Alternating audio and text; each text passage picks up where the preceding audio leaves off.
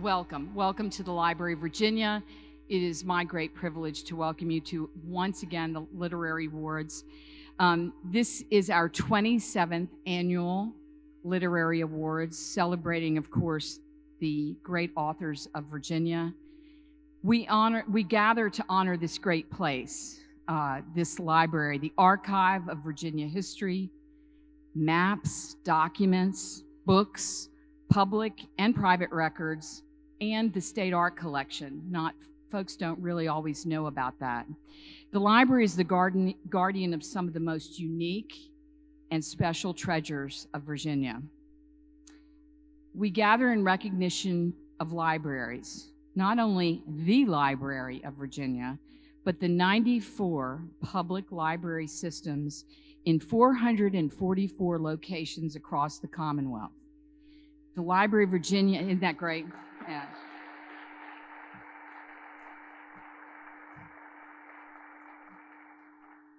The Library of Virginia is the connective tissue, the mothership, if you will, the keeper of the flame, and for all of that wonderful system of public libraries across the Commonwealth.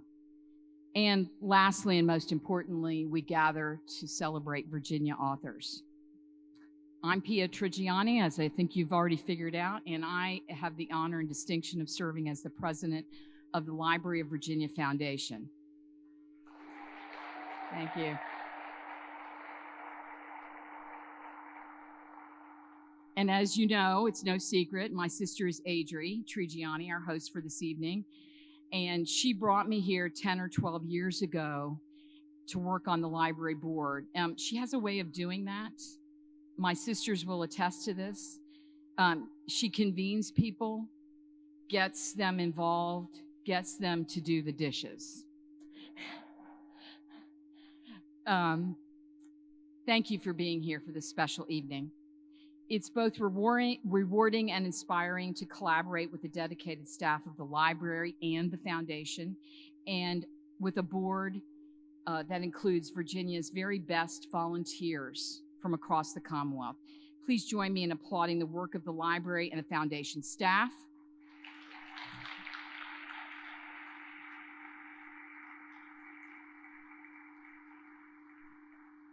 And the work of my colleagues on the board. The foundation board members, please stand so you can be recognized. I know a number of you are here this evening.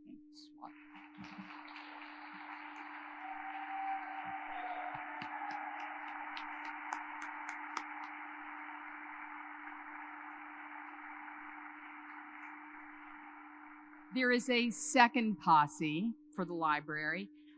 They're the ones that are appointed by the governor to guide and support the work of the library, led by Paul Brockwell, who has a starring role in this evening's proceedings, and apparently has a fan club. So would members of the library board please stand and be recognized as well.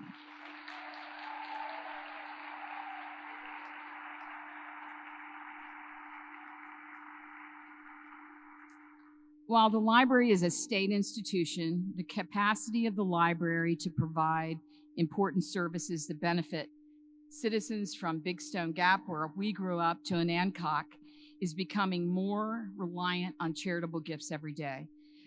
Contributions from library patrons, people like all of you who are here this evening, who love and support libraries, are increasingly important and essential.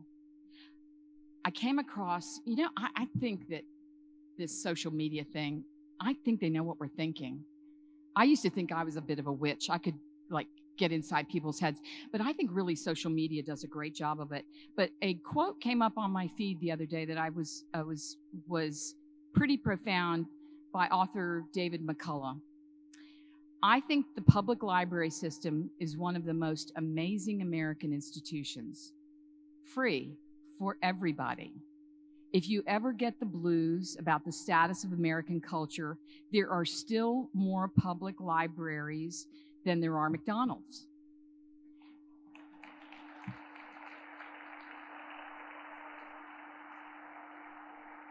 And I like McDonald's. Okay, I like my Big Macs. During the worst of the Depression, not one public library closed their doors. So I think that's important for us to call upon.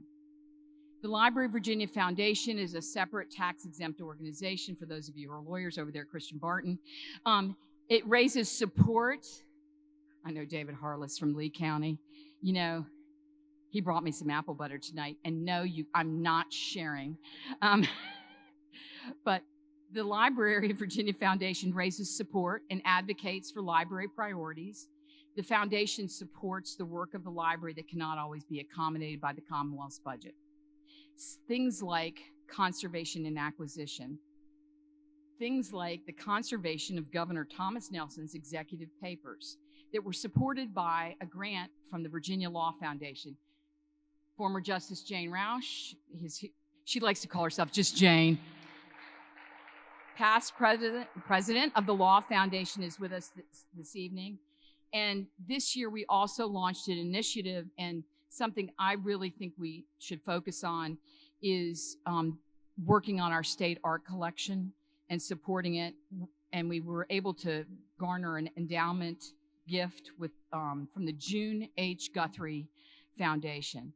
Exhibitions like the one we just closed on Indigenous perspectives, supported by Amazon and the Community Foundation for Greater Richmond and Virginia Humanities. I think Matthew Gibson, who's the executive director, and his staff are here this evening. Thank you. Education like the Brown Teacher Institute and fellowships that serve 45 educators every year from across Virginia, and are transforming the future of libraries and archives internship program, which provides paid internships for undergraduate students to learn and work side by side with the great staff that we have, an amazing staff here at the Library of Virginia, to dream about their future career in libraries, archives, and museums.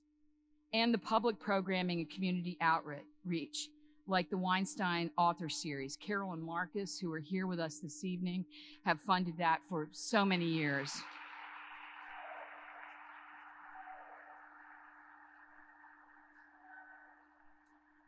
Carole, a devotee of poets, and she has been generous alongside Marcus in funding the prize this evening and her work on behalf of poets. And LVA on the Go. If you haven't seen it, it's all about Virginia. And David and Michelle Baldacci are here with us this evening. Through their generosity, have funded that outreach. It's kind of like the newfangled bookmobile. It's great. I am so grateful to serve a library board, a foundation board that understands the importance of ensuring that the library can continue to provide that important programming and services to all that is necessary and to preserve the Virginia treasures that are entrusted to the care of the library. The work of our board is focused on increasing support and statewide awareness. So many hands, such intense hearts, so much work to recognize the library. This evening is made possible by the generosity of all of you who are here this evening and a number of great sponsors. My job to recognize them. Dominion Energy. Dominion Energy has been our partner for so many years. Thank you. My colleague, Corinne Arnett, and past president of the foundation, Steve Rogers, were so pleased and thrilled to have the help and support of Dominion. Carole and Marcus Weinstein, who we mentioned before, Michelle and David Baldacci, Atlantic Union Bank, Kevin Cosner. My sister's going to really have fun with you. Atlantic Union Bank, Wendy and Frank Auerbach. Wendy's a member of our board. Paul Brockwell and Kevin Korn. Again, I've introduced Paul already. Christian and Barton. Freedom Reads, McGuire Woods. I know, Jackie Stone. Mercer Trigiani, Catherine Neville, who's here with us this evening, Joseph Aaron Papa, and John Stewart Farquette, who is a phenomenal piano player. If you haven't met him, you need to meet him. The Honorable Blythe Ann Scott and Simon Scott III, Troutman Pepper, we welcome you. The Virginia Humanities, Virginia Museum of Fine Arts, and the William and Mary Libraries. Thank you so much. Just a few more thank yous, and please eat. Do not wait. Anthony, get the eating going, my nephew. Thank you for the amazing advisory committee that plans this evening, and my sister, our fairy godmother, who sprinkles what I call the pixie dust on this event and makes the magic happen. Thank you to the foundation staff. Scott Dodson, Elaine McFadden, Mary Jordan, Catherine LeBoy, and Bill Sullivan, who runs our shop. I love a good shop maker. Let me also thank Dan Hinderleiter, who is in charge of the financial stuff at the library, David Wilson, Bilal Muhammad, and the great Darlene Woodfin, who calms everyone, Mike Ezepek and Rashad Cousins. They are the library's facilities team, and they make this grand hall look amazing every time.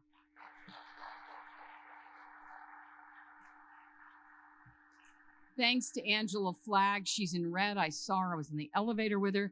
She puts together the advertising and promotion of this event.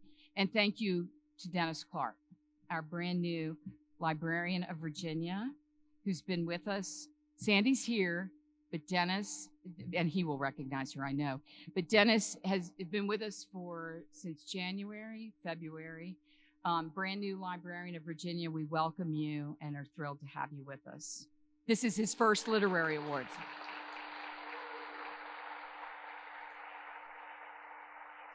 Thank you to our dedicated judges who read and evaluate the work of our nominated authors. We had over 200 nominations this year, which is phenomenal. We want more and more. The judges read each and every book, and this was a process that was managed by our foundation staff, and it produces the winners we have this evening. And finally, thank you to the talented Virginia authors who share their hearts, souls, and work with us. Their talent cheers and sustains us. If I could, I'd like to ask all current and former finalists and winners to stand and be recognized. If you would do that, please.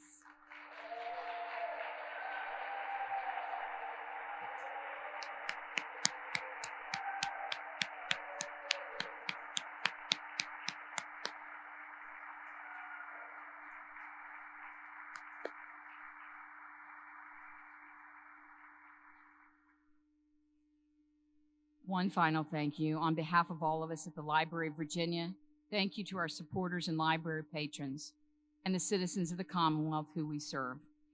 We are honored by your presence this evening, all of you, for being with us. Thank you to our donors for sharing their treasure. Thank you for the amazing library and foundation staff for what they do every day for the citizens of our great state. Thank you to the authors for giving us a reason to celebrate tonight.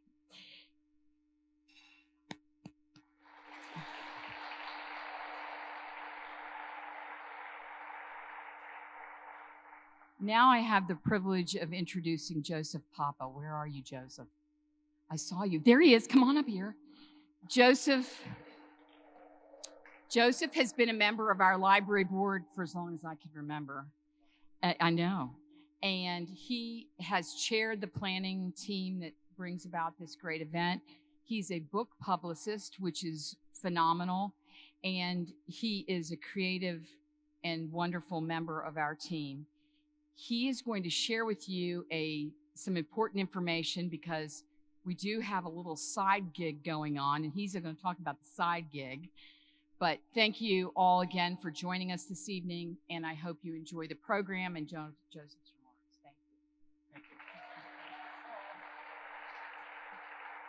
Thank you. Thank you, Pia. So I was given a proper script, but I need to diverge from it because I'm here to talk about the silent auction, but my plea is a personal one because I have a husband here, and I have bid on nearly everything. And I told him I would bid on nothing. So I need your help. Pia spoke about the reasons to support the library, and they are numerous, and I'm sure you'll hear more of them this evening. But I hope that you will scan the code on your table, scan the code to my left on the screen, and please bid, because if not, I may need an apartment.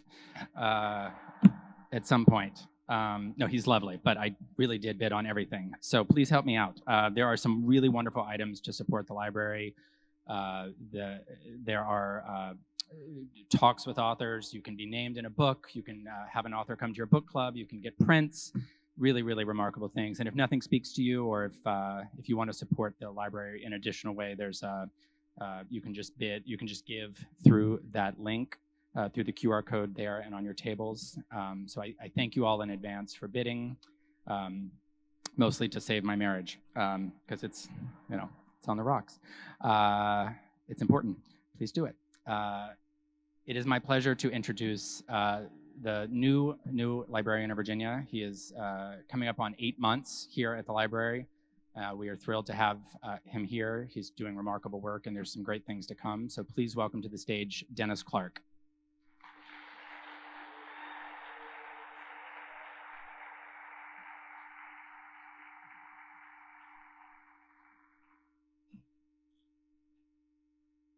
Good evening, everybody. Welcome to the 27th Annual Virginia Literary Award celebration. I appreciate that you might be confused to see me standing up here, as this is the first time in about half of those years that this has not been Sandy Treadway's job. I'm what we call the new guy. I would be remiss if I didn't take this opportunity, however, to acknowledge Sandy Treadway's contribution to the Library of Virginia, the Library of Virginia Foundation, the Literary Awards event, and absolutely everything involved with libraries in this state for the last many decades. Since Sandy's retirement earlier this year, the Library Board has seen fit to name her Librarian of Virginia Emerita. So please join me one more time in showing our appreciation to Sandy Treadway and her amazing contributions to the Library of Virginia. Please stand, Sandy, so everybody can see you.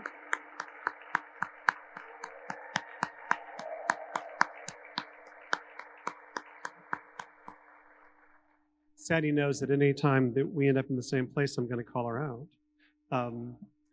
I certainly echo Pia and Joseph's welcome to this evening. It's truly a delight for me personally, as this is my very first Literary Awards event. It has been an absolute pleasure to see so many old faces, old friends, and to make new ones as well.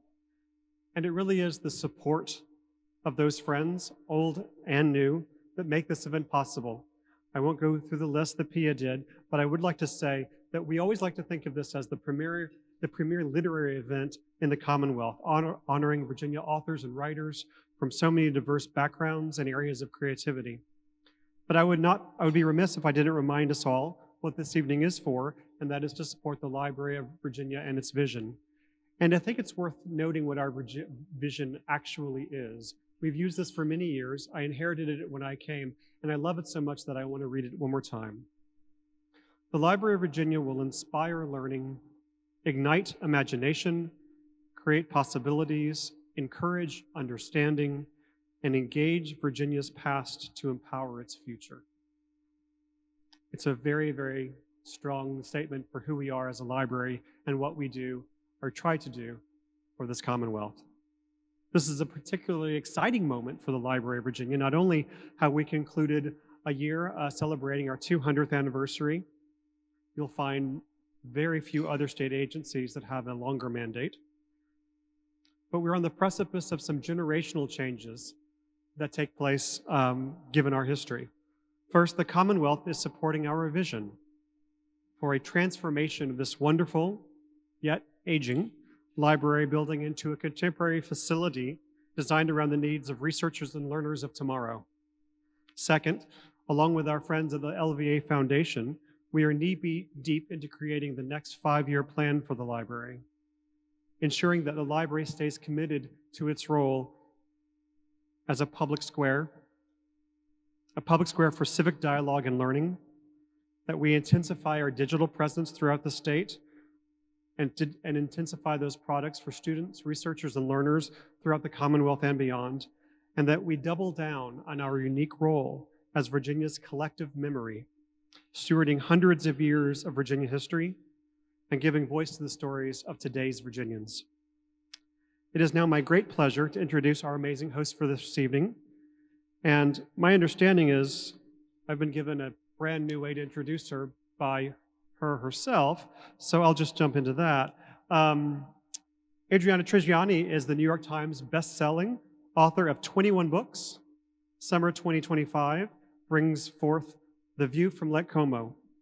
Adriana was knighted as Cavalier by the President of Italy. Ladies and gentlemen, straight from Big Stone Gap, Adriana Trigiani.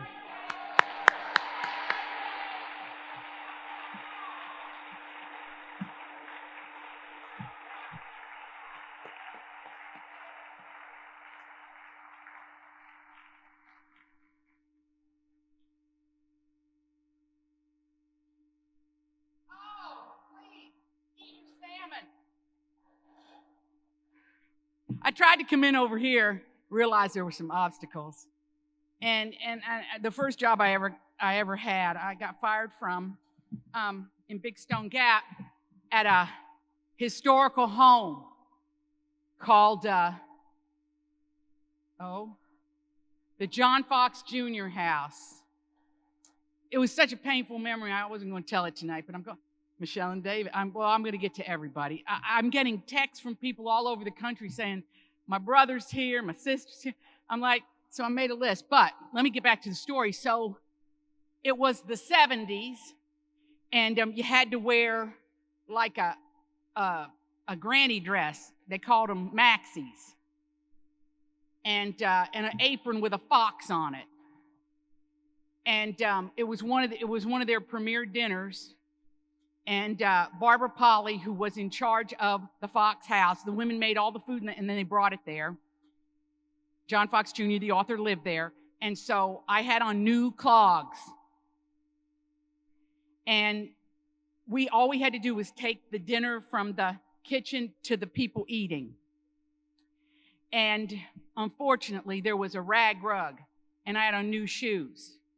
And I went flying into the father of the bride and lost the dinner all over him. I think I should explain also that I was wearing glasses about this thick, very nearsighted. So they cleaned him up, they pulled it together, and then the mother of my best friend Brownie, that's a boy's name, his mom called me into the kitchen and she said, Adri, I don't think this is going to work out with you. My first job. I said, are you telling me I'm fired? And she said, yeah, you're fired. And I said, but it's volunteer.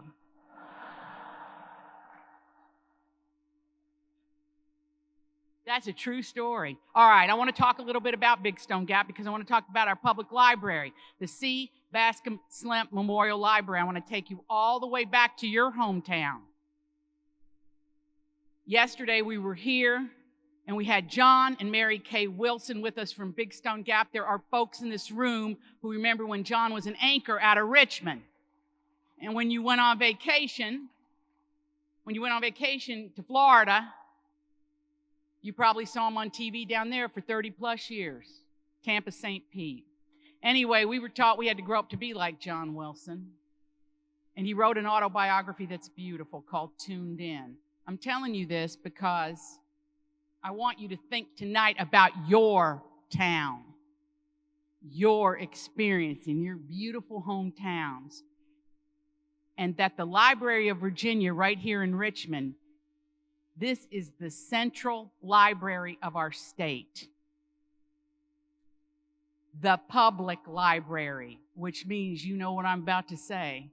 It's our library, so we have to be the stewards of this library. Okay? Now,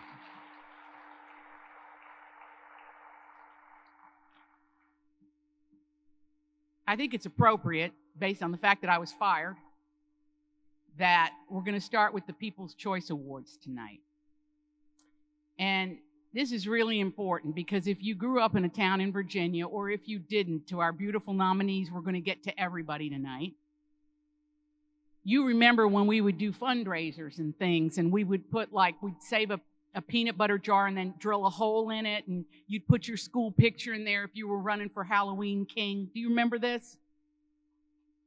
I bring it up because that's one of the ways that we collect these votes. It's truly the people's choice, the reader's choice. And of course, we have to use all the online, gauge everything. And Amazon, Goodreads. By the way, Goodreads is owned by Amazon. That's a public service announcement. In fact, they own the bow I'm wearing, Amazon. Want to thank everybody who voted, but we want to point out that this award in fiction and nonfiction is the audience speaking, the readers. Therefore, we had to bring in the big guns to present tonight. Dominion Energy's Executive Vice President of Regulatory Affairs and Customer Experience, and also a Library of Virginia Foundation board member, I want to welcome the very brilliant and the very beautiful Corinne Arnett. Come on up, Corinne. Corinne, get up here in that fancy dress you wore. Come on up.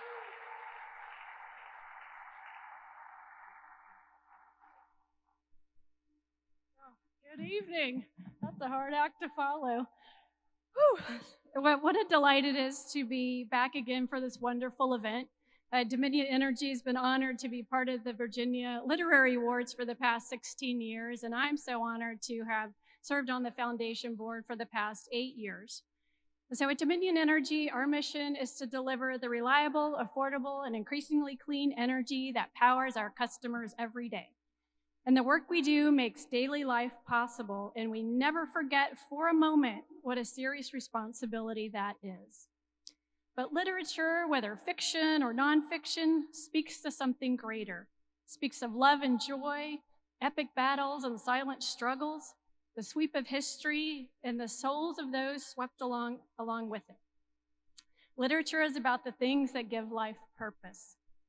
It's my great privilege to be among those who labor in such rich fields.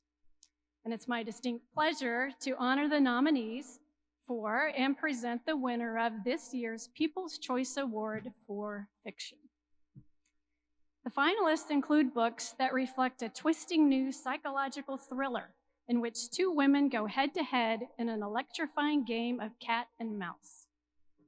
A gripping work of historical fiction about an incendiary tragedy that shocked a young nation and tore apart a community in a single night. A defense attorney with a dangerous client forced to make profound life and death choices, both inside and outside the courtroom. A gorgeous modern Gothic fantasy. A story set in 1950s Philadelphia and Washington, D.C. that explores what it means to be a woman and a mother, and how much one is willing to sacrifice to achieve her greatest goal. And finally, a thrilling story and deeply moving portrait of a family in crisis when their beloved father and husband go missing.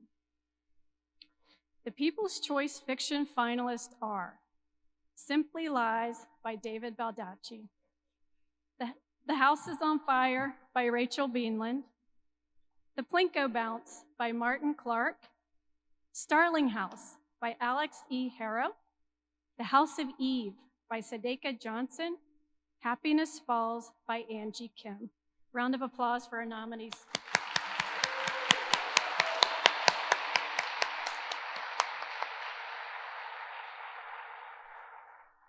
And the winner is Martin Clark, The Plinko Bounce.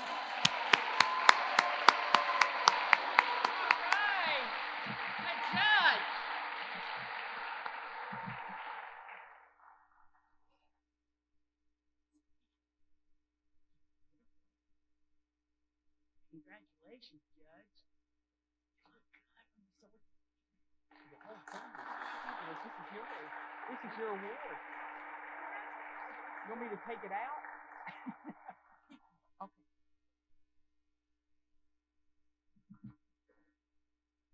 Thank you, and good evening to everyone.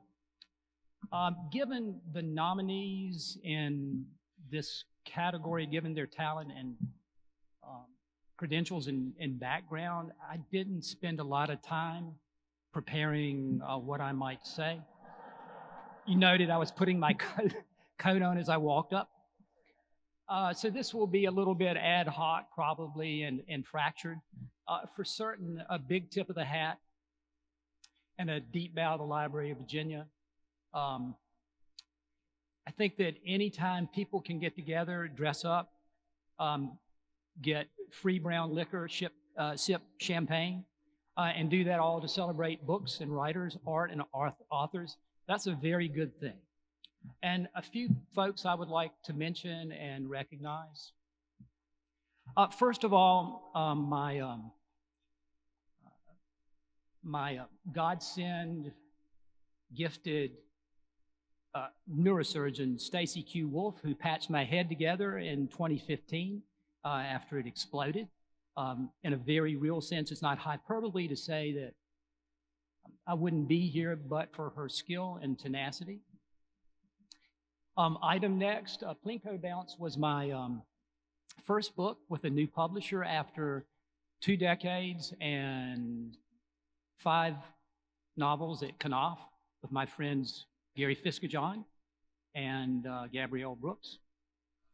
Attendant to that, my new boss asked me to see if I could get blurbs for my book.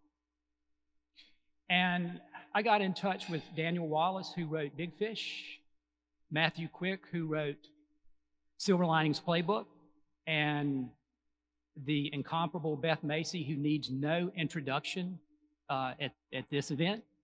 And I would like to thank them for helping me out and saying nice and generous things about my book. I got one response from those overtures, and it was the first one I got, and it made me cry. I was sitting in my office, and I'm just emotional. And when it came in, the heading said endorsement, and that's the word it used. Endorsement of the Plinko Bounce Martin Clark and his career. And it was so, so kind. And it was from probably the most popular writer in the biz, in the country today. Someone I referred to recently as the Dolly Parton of letters, my friend Adriana. So I'm glad that I I am so glad that I got to see you and properly thank you in person. So thank you very much for that. And your name on the front of my book sold a bunch of copies. So, yeah, thank you so much. And finally, and the biggest possible thanks to my sweet wife Dina. You know, the apple of my eye, my sure shot, absolute bullseye love, and always, no matter where we go, and no matter how long we have been doing this, always the most beautiful woman in the joint. Thanks again. All right, that was beautiful. Congratulations. Congratulations. Yeah, you take all this. Yeah, oh yeah. Here, over here. Yeah, what about Corinne? Are you not coming? Oh, I turned. Yeah, not really. You know, I have to tell you, because this is so true. Every nominee, this year, I believe every category is bursting with such brilliance. David Baldacci's Simply Lies is an incredible read. The House on Fire, Rachel Beanland, is fantastic. Starling House, Alex Harrow, phenomenal. The House of Eve by our friend Sadiqa Johnson, you got to read it. And Angie Kim with Happiness Falls, another beautiful, beautifully rendered novel. I'd like to recognize the judges for this year's literary awards and thank them for all their hard work, because they read everything. We all tried to read everything.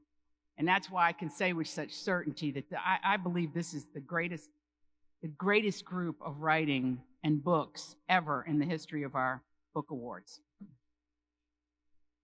In nonfiction, we'd like to thank, oh, by the way, over 200 nominations, winnowed from long list to short list.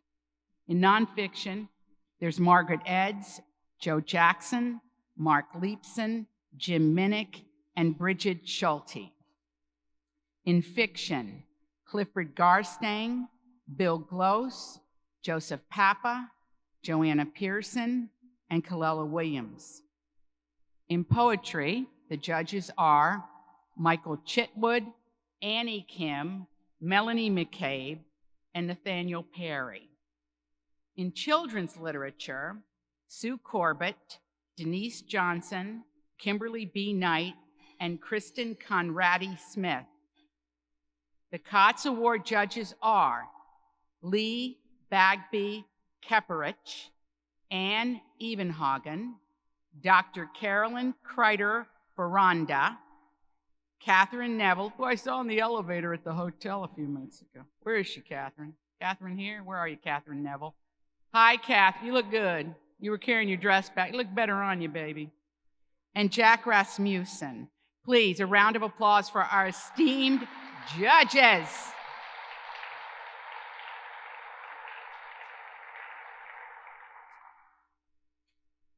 Tonight, to award tonight's prize for People's Choice in Nonfiction, whereby the judges are every reader in the state of Virginia that participated, and there were many, many thousands. Think about that for a second. I'd like to invite McGuire Woods partner, Jackie Stone, up to the podium. B.K. Fulton's better half. Come on up.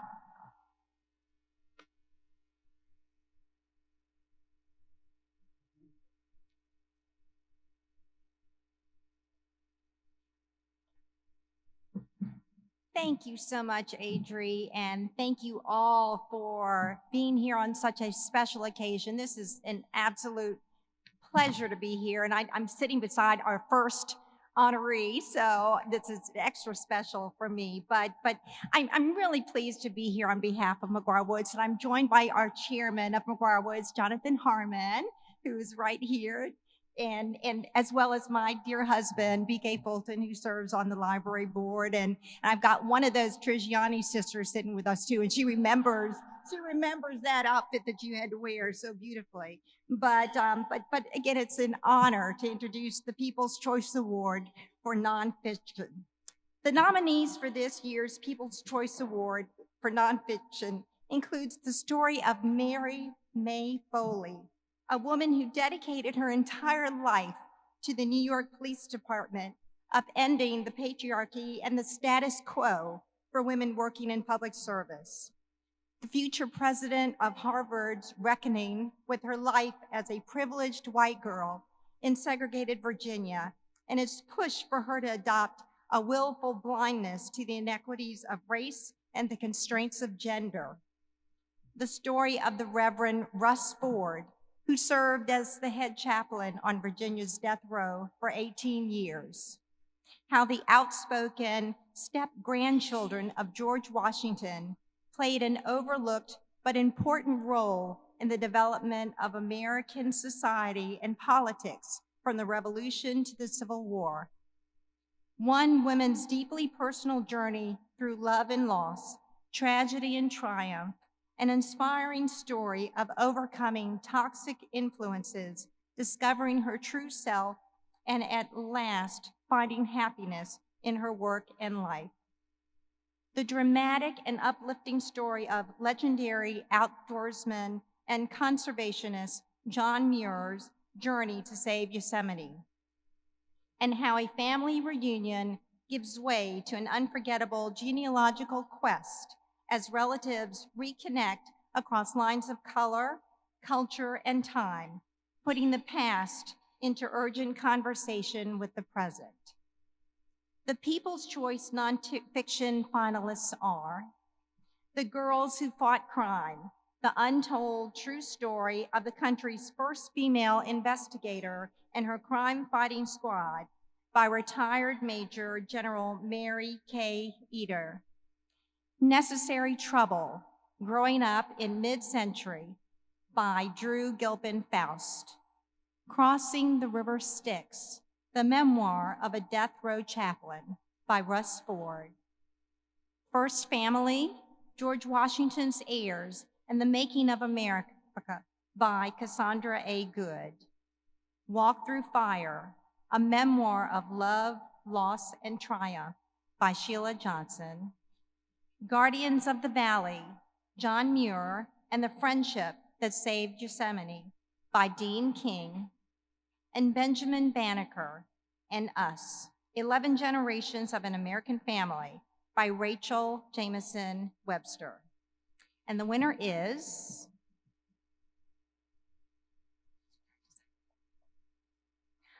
Sheila Johnson. Walk Through Fire, a memoir of love, loss, and triumph.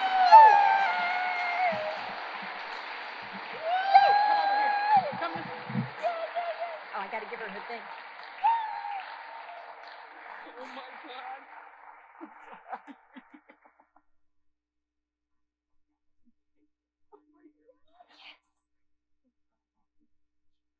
What a surprise.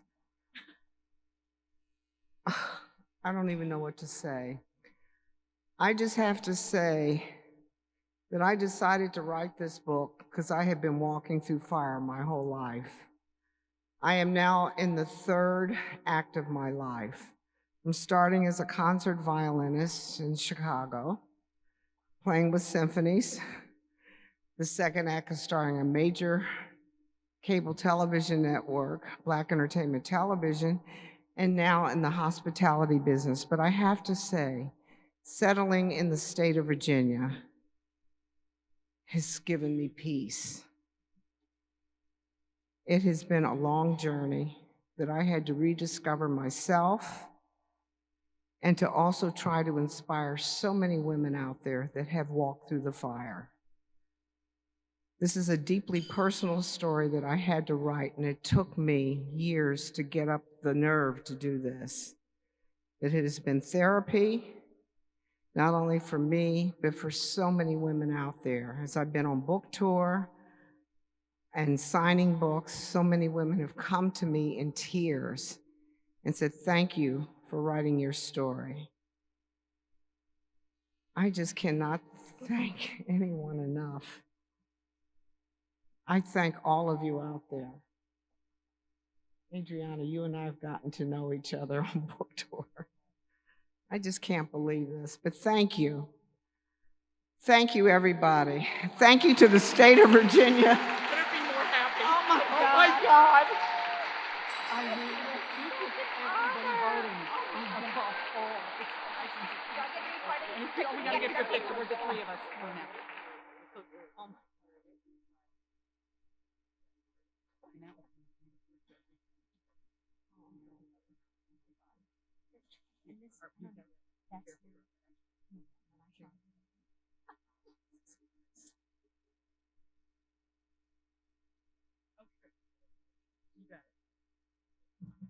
Well, that was so exciting. We're not recovered.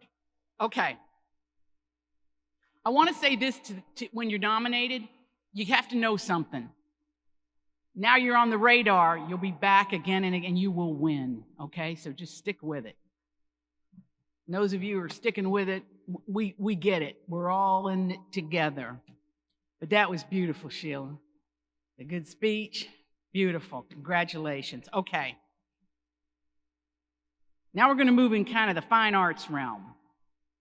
Established in cooperation with the Virginia Museum of Fine Arts and named in honor of our beloved author and journalist, Mary Lynn Kotz, the Art and Literature Award recognizes an outstanding work of fiction, nonfiction, poetry, biography, or journalism written primarily in response to a work of art, while also showing high literary quality as a creative or scholarly work.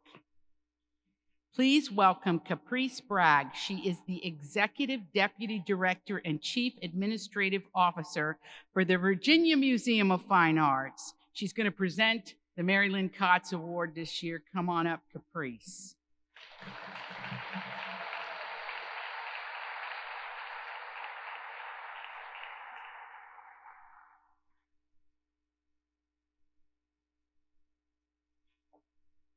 Good evening. Thank you, Adriana.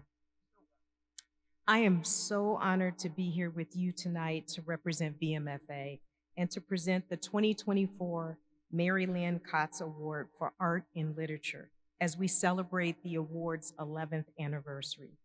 This award was conceived by a coalition of colleagues and friends of Mary Lynn Kotz, organized by Catherine Neville, who has been recognized tonight.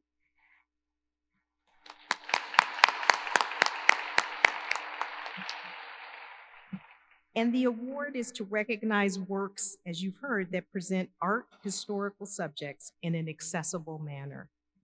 This award is unique in that it is a result of a collaboration between the Library of Virginia and the Virginia Museum of Fine Arts, and it is the only international award being given this evening. It is also singular in that it is the only award given to recognize works in all genres that succeed in presenting art, historical subjects in an accessible manner. Unfortunately, Mary Lynn was not able to join us for tonight's celebration, but she is with us in spirit. I'd like to say a few words about Mary Lynn. Prior to retirement, she was an author and a journalist, and a long-time contributing editor for Art News magazine. She is best known for writing the award-winning biography of artist Robert Rauschenberg and is also known as the last journalist to have interviewed Georgia O'Keeffe. A panel of 4 independent judges chose this year's winning book by British art historian Katie Hassel. The Story of Art Without Men is Hassel's debut book and was published by W.W. Norton and Company and subsequently released in a paperback edition by Hutchinson Heinemann. It became a New York Times and Sunday Times bestseller. It was awarded Waterstone's Book of the Year and was also shortlisted for Barnes & Noble Book of the Year. This ambitious work of nonfiction reimagines the canon of Western art history from the 16th century to the late 20th century, with female artists at the center of the narrative. Hassel embraces all significant artistic developments, including sculpture, photography, painting, performance art, media-based works, and textile art, and explores major artistic movements of each period. She masterfully ties in little-known artists with well-known luminaries, and includes details of the artist's lives and practices that will be revelations to even the most knowledgeable reader. In addition to being an art historian, author, curator, and broadcaster, Hassel is a widely known persona through her The Great Women Artists podcast and Instagram account, which foregrounds women artists of the past and present. Katie has been a columnist for The Guardian since July 2022, and she is a trustee of Charleston Trust, UK, a visiting fellow at the University of Cambridge, and has presented art documentaries for the BBC. In 2024, she launched the ongoing global audio guide series, Museums Without Men, which highlights the women and gender nonconforming artists in the public collections of international museums, including Tate Britain, London, and the Metropolitan Museum of Art, New York. Katie regrets not being able to attend in person tonight, and she sends her regards. She has been in the US extensively recently with a sold-out book tour at institutions including the Guggenheim Museum in New York, the MFA Boston, and the Hirshhorn Museum and Sculpture Garden in Washington, DC. It is my great pleasure to present this award to Katie Hassel, and she has recorded her acceptance for us. Please give your attention to the video screen for her remarks. Hello everyone in Virginia, my name is Katie and thank you so much for the incredible Mary Lynn Kotz Award. It is the greatest honour to receive this for my work with the Story of Art Without Men, but also to be honoured by all of you and to be amongst stars like Mary Gabriel and people. It is just incredible. You know, I wrote this book really to just champion women and to keep the spirit of their work and their energy alive. And that is what I sort of set out to do in everything. And I know that that is exactly what you do out there in Virginia as well. And I'm so terribly sorry that I can't make it. Sadly, I'm in London and it's too far for me to come, but I really hope to visit one day. Thank you all so much. It really means the world. I can't tell you. I've never, ever been given a sort of physical award like this one, and it is just beautiful. And I'm gonna put it next to my computer as I write my new books and look at it and just be inspired. I can't tell you how lovely this is. Thank you so much.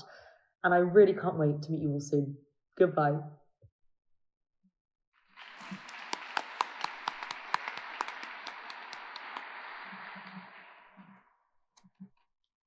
Good evening. My name is Wendy Auerbach, and I'm proud to serve the library as a Library Foundation board member. As mentioned earlier by my fellow Foundation board member, Joseph Papa, this event celebrates Virginia's literature. I'm in awe of the finalists gathered here tonight and the incredible stories and works of nonfiction that you have generously shared with us. I do feel like I'm among rock stars, so it's just an honor to be mingling with all of the writers here tonight. I also serve on the Special Events Committee, which assembled this year's fabulous silent auction. And I do have to make the joke, of course it's a silent auction, we're in a library. All proceeds from this event and the silent auction raise critical support for the library's conservation, education, and community outreach efforts. And this really does mean a lot. This is about what the library can acquire, and the staff does a great job on a very limited budget, and this just adds, every penny counts to what they can bring back into the library's collection. The silent auction will be closing in 5 minutes, and you have the opportunity to take home a one-of-a-kind piece of artwork by local artists, Richmond artist, and librarian Jonathan Lee, or win 4 tickets to the Virginia International Tattoo, which is a signature event at the Virginia Arts Festival. I do have a little housekeeping moment here. If we ran a little bit late and we had a glitch, so some of you may have already received your winner announcements. I don't want to crush your dreams, but we're actually extending, because of the glitch, we're actually extending the bidding period for a little bit longer. So don't put away your phones. And if you thought you won, keep bidding.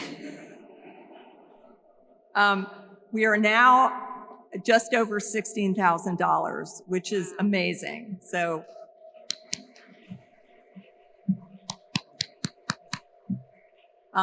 but we need more, of course. We need your help to get us to the top. We need a little bit more. So open up your phones, scan that QR code again, and please keep bidding. And if you beat me out on a few items, it's okay. Your support will help ensure that the library continues to be a vital institution for those seeking to connect with their history as a trusted resource. Thank you again, and have a wonderful rest of your evening, and keep bidding. Thank you, Wendy. Thank you, Wendy. Wendy, are you Catholic? What are you, Wendy? You're Jewish. Okay, so you did it with beauty and grace. I'm going to do this as a Catholic. Look, we got $60K in a kitty. What do we need, Wendy? More. Okay, so this is the deal. Either support tonight the silent auction, which is elegant and beautifully rendered, or we're playing bingo here next year, okay? All right. Is anybody here Catholic? Oh, we have 5. I'm related to all of them. Mary Angela Shannon. I'm going to point out Mary Angela Shannon because I've done 12-hour car rides with her, and anybody that's done 12-hour car rides with my family deserves a standing ovation, frankly. All right. Okay. I think before I do the poetry, there's some people I want to shout out to. Do you mind? How about Bilal Mohammed and Darlene Woodfin? Where are they? Darlene, Bilal, where are you? There they are. I mean, they keep this place running like a clock. I have to always, yes. Thank you. You see, Dennis, I think something good's going to happen to you two. I don't know what, but he recognizes it. Daphne Maxwell Reed's in the house. Where are you, Daphne? There she is. Okay. I always have to say this about Daphne Maxwell Reed. First of all, I have worked with and for her, and I love her and Tim Reed so much.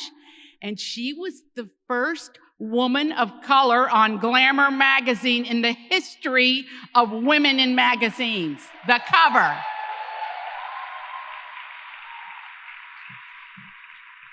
She's our good luck charm tonight.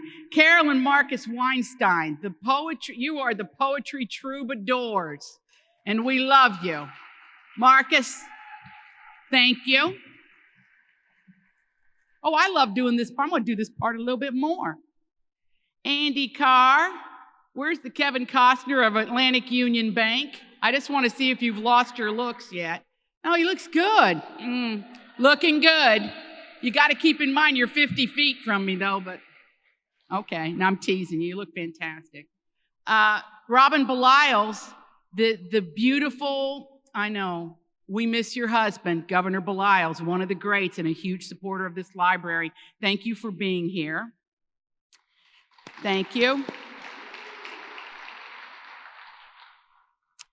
And I also want to shout out, and I know Sandy Treadway, she's been mentioned before, but we miss you, Sandy, and we appreciate all you and John Kukla, your handsome husband, did for the Library of Virginia, and I'm sure there's more to come.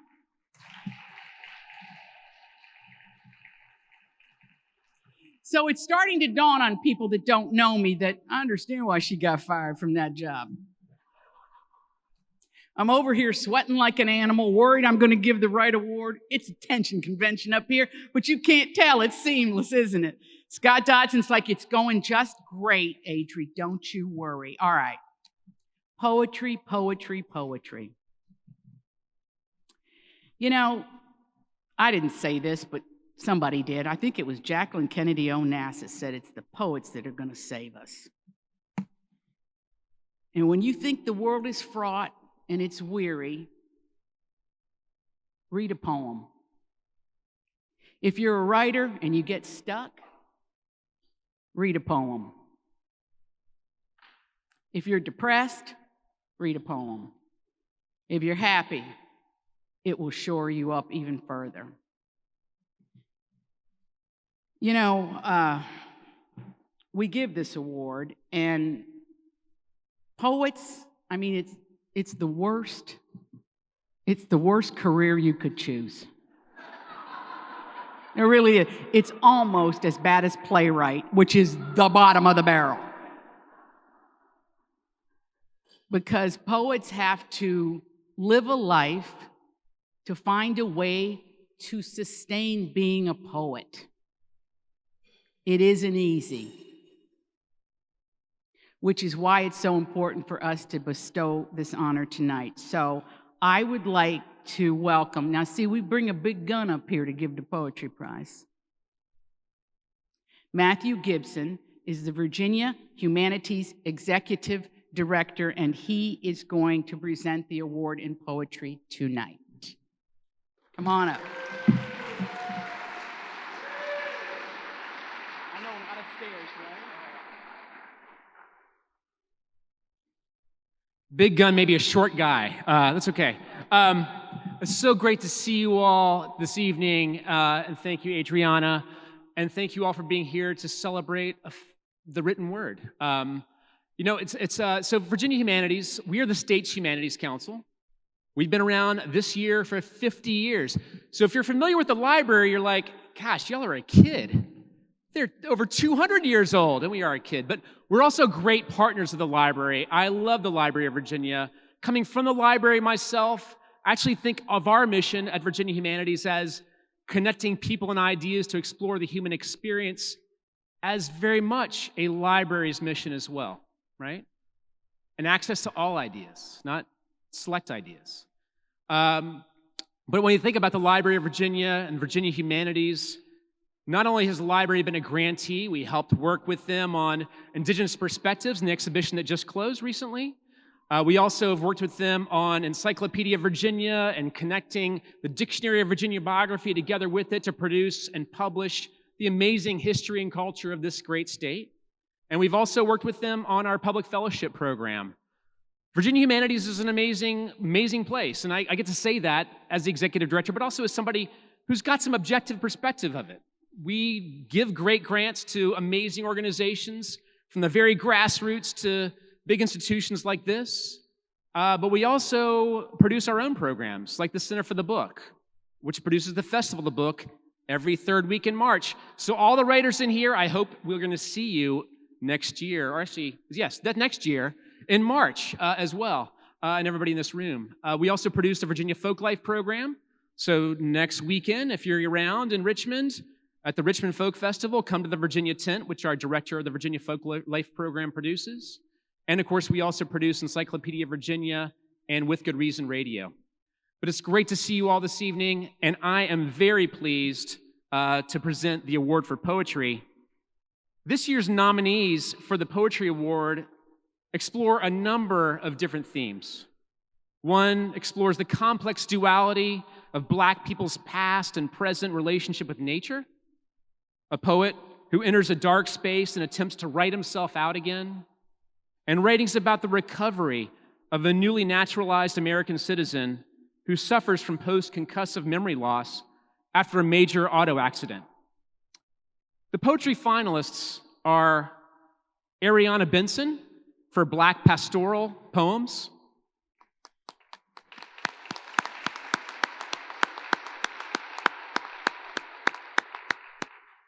Bob Hickok for Water Look Away,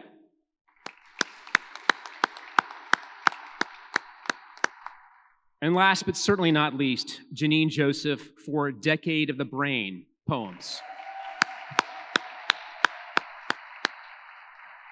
This is so exciting. And the winner is Janine Joseph.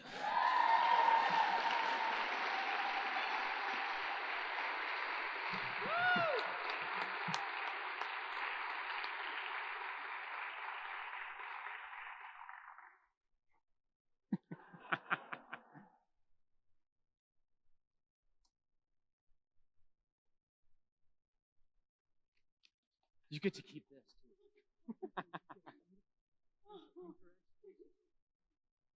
Congratulations.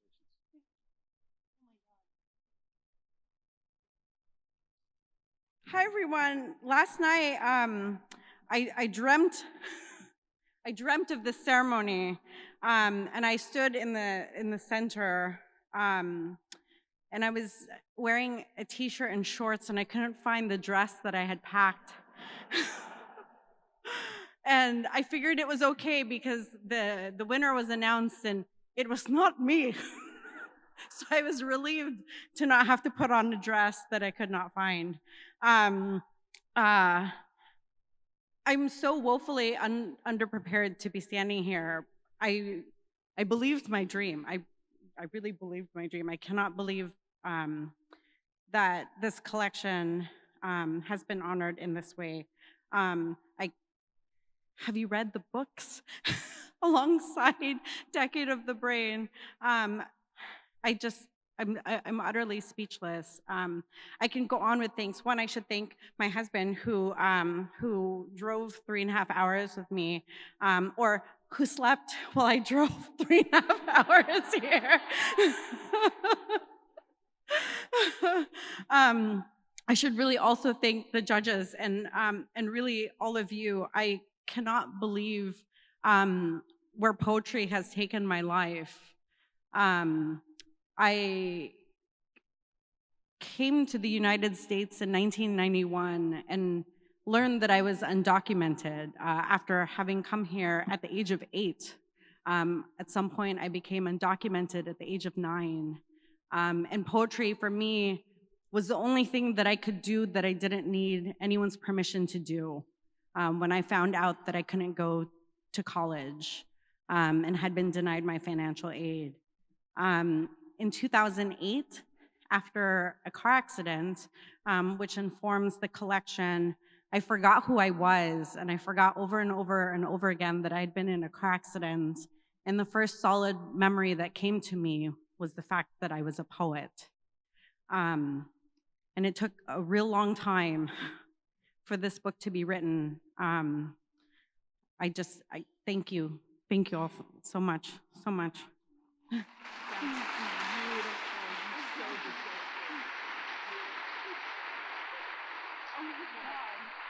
Congratulations again. Amazing. Yeah. Oh, okay. Sorry. Oh, that's so emotional. I mean, God bless the United States of America, where you can come here and become an award-winning poet in less than a generation. And the fact, Janine, that you thanked your husband tells me you haven't been married very long. Probably 6 to 8 months. Most of the husbands here are just happy to be here because they can drive at night. All right, next up, a couple things I have failed to do through the years is to remind everybody, now look, listen, all the authors that are here in the room tonight are signing their books. It's really important that you stop and chat, meet them, okay? Because they're writing books for you. We'll all be right over there in that beautiful area where there's a huge sign that says book signing. And we want everybody to come to the stage at the end to get your picture made. Did I say that right? Is that good enough? Okay, good. All right, children's literature. You know, they say that if you read to your child, it's the most important thing you can do. Every night, if you read a story to your children, they love books, they love stories, they then go on, they say, to be college educated. So it's an essential part of everyone's library or their children's books. Today I'm always taking screenshots of books I remember, and I sent my sister, Francesca, a picture of Santa Mouse, which she got for Christmas one year, right? I mean, you don't forget these things. How would I remember that? I'm circling the drain up here, people. I mean, I'm lucky I can remember to get over here. So, all right, I'm going to welcome. We should get a big laugh circling the drain. It's like my favorite thing. I say it everywhere. Hair salons, grocery stores, when I'm online. Anyway, I'm going to bring up, I'm telling you, the hits keep coming. We got another big person of stature in the state of Virginia. The Dean of University Libraries at William & Mary, Carrie L. Cooper, will present the Children's Literature Prize.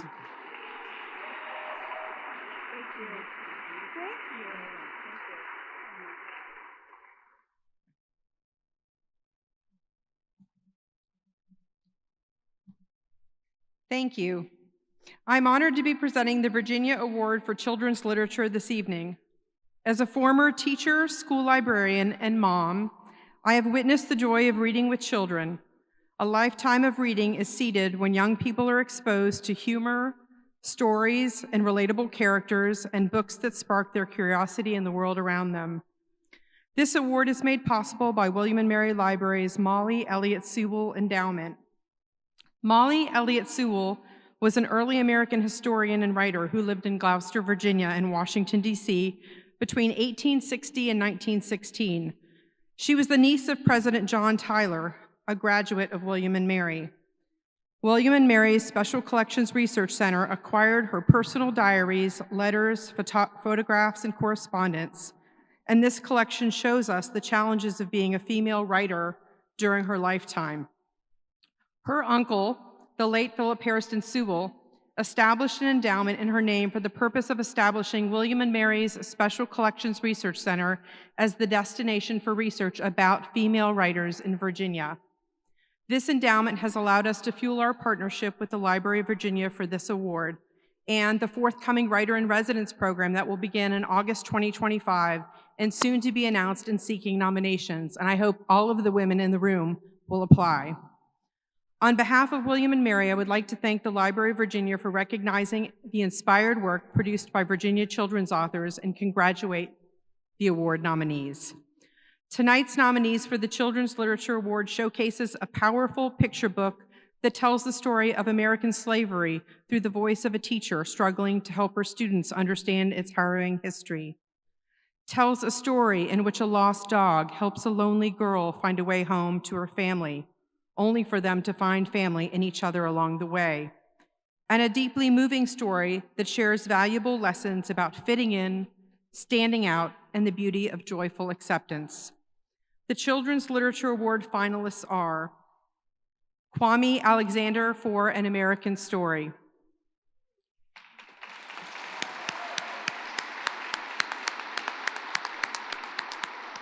Andrea Beatriz Arango for Something Like Home, and Vashti Harrison for Big.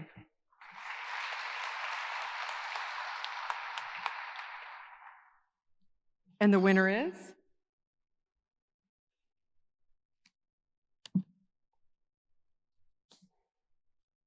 Congratulations to Kwame Alexander for An American Story.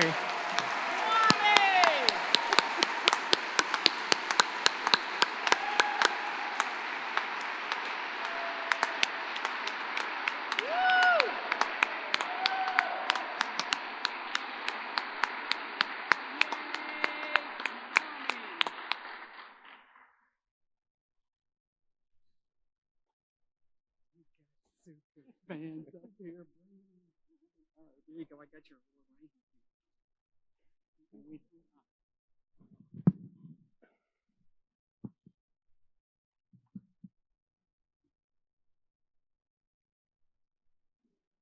In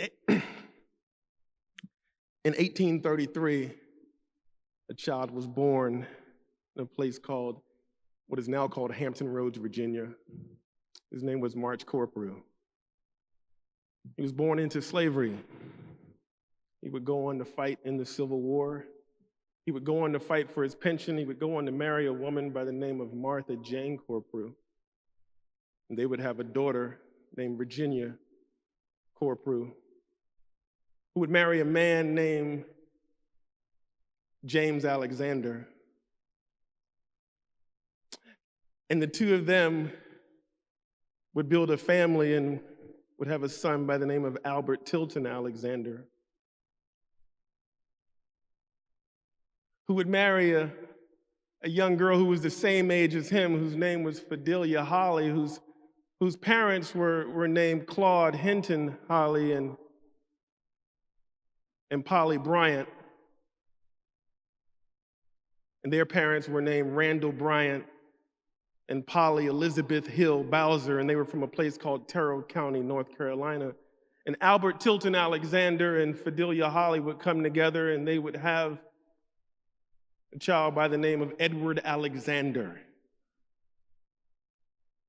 And he would go on to become the first person in that lineage to get a doctorate degree from Columbia University, and he would become Dr. E. Curtis Alexander, and he would marry a woman named Barbara Johnson, whose mother was named Alice Annabelle Johnson, whose parents were named James Johnson and Annie Johnson.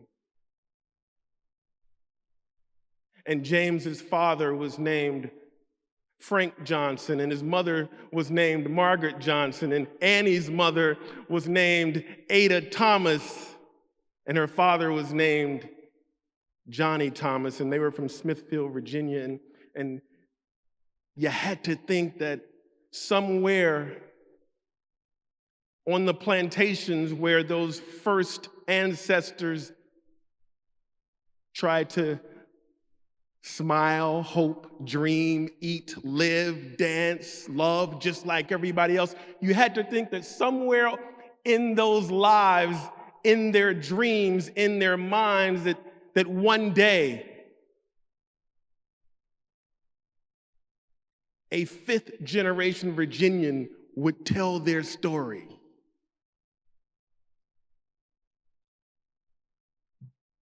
I am here because of them. This book, An American Story, is for them. It's to acknowledge their story. It's to remind us that they matter. It's to celebrate Jordan and Sia and Nataki and Samaya and all of the descendants, that sixth generation of Virginians. I am grateful to the Library of Virginia for this award. Libraries have meant everything to me. I fell in love in the 808s at the Chesapeake Public Library.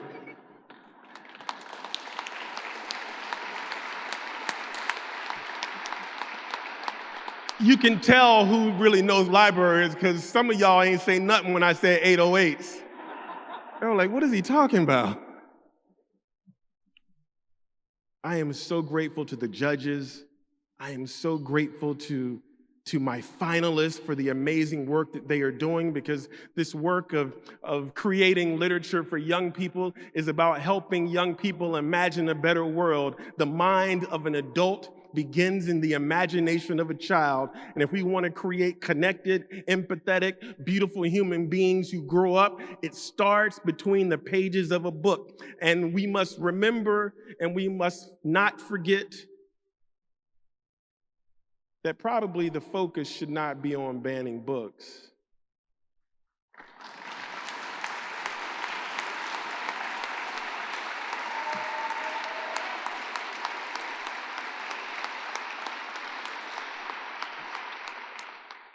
I'm just grateful, and I thank you, Virginia. This is where I went to elementary, middle, and high school. This is where I went to college. I thank my professor in college, Nikki Giovanni, and I'm just really grateful for my father, Dr. Alexander, and my aunt, Barbara Bradley, for being here. Thank you all so much.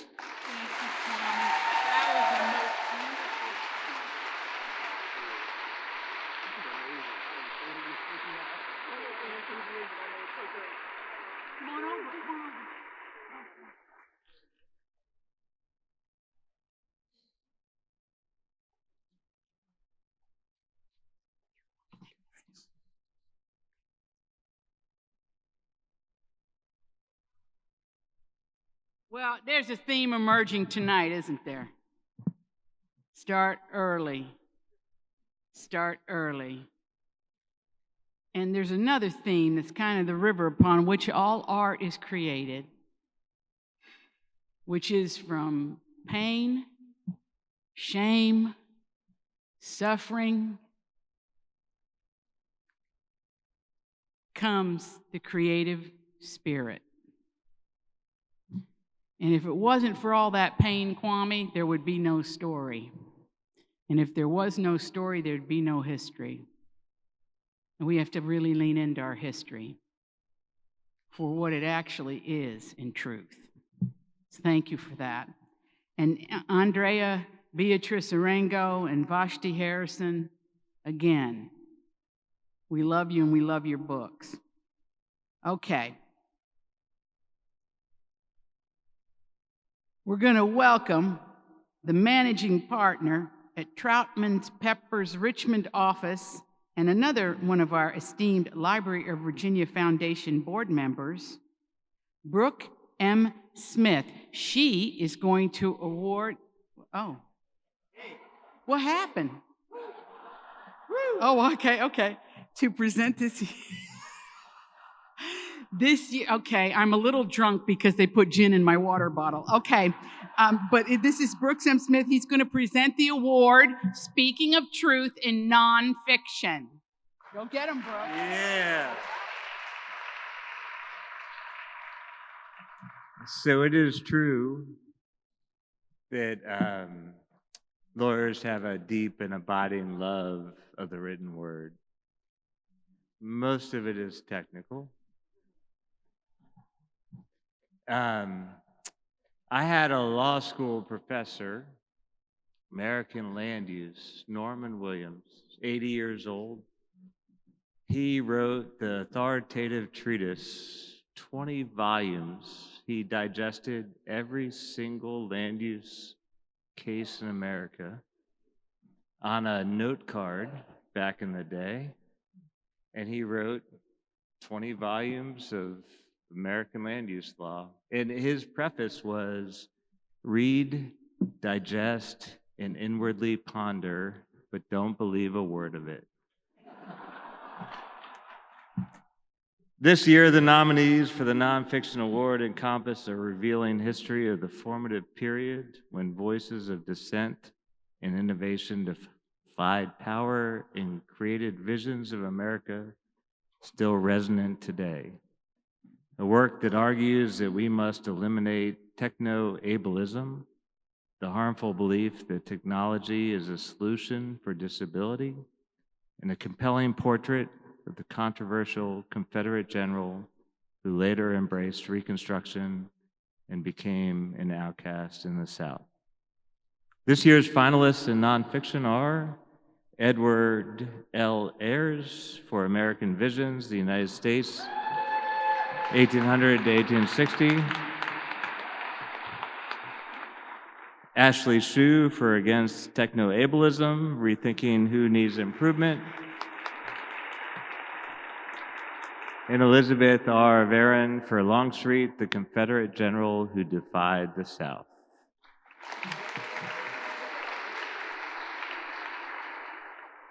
And the winner is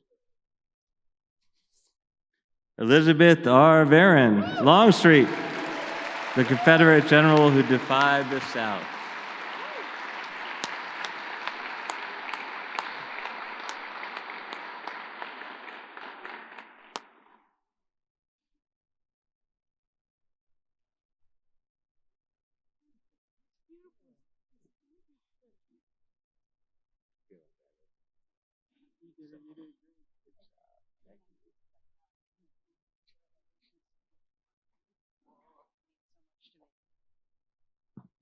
Thank you so much. I'm in awe of all of my fellow finalists. I'd like to thank and dedicate this award to my late parents, Ben and Barbara Varon. They were immigrants to this country who came here as young adults from Germany and Turkey and settled in Fairfax, Virginia, and became civic-minded, dedicated, proud Virginians, proud especially of this state's and this country's libraries, as the libraries were for them entry points into American culture.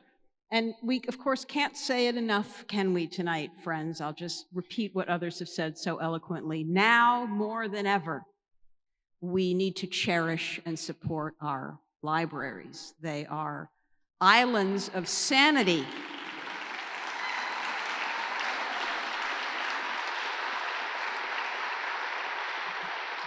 They're islands of sanity in a roiling sea of misinformation.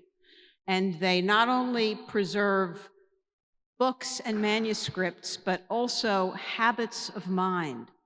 The careful, deliberate, rigorous consideration of evidence, the respect and appreciation for hard-earned expertise, amateur and professional expertise, alike, and an appreciation for learning, for possibility, and a sense of hopefulness in a culture that often seems lost. So my message is a simple one, and that is to the patrons and staff and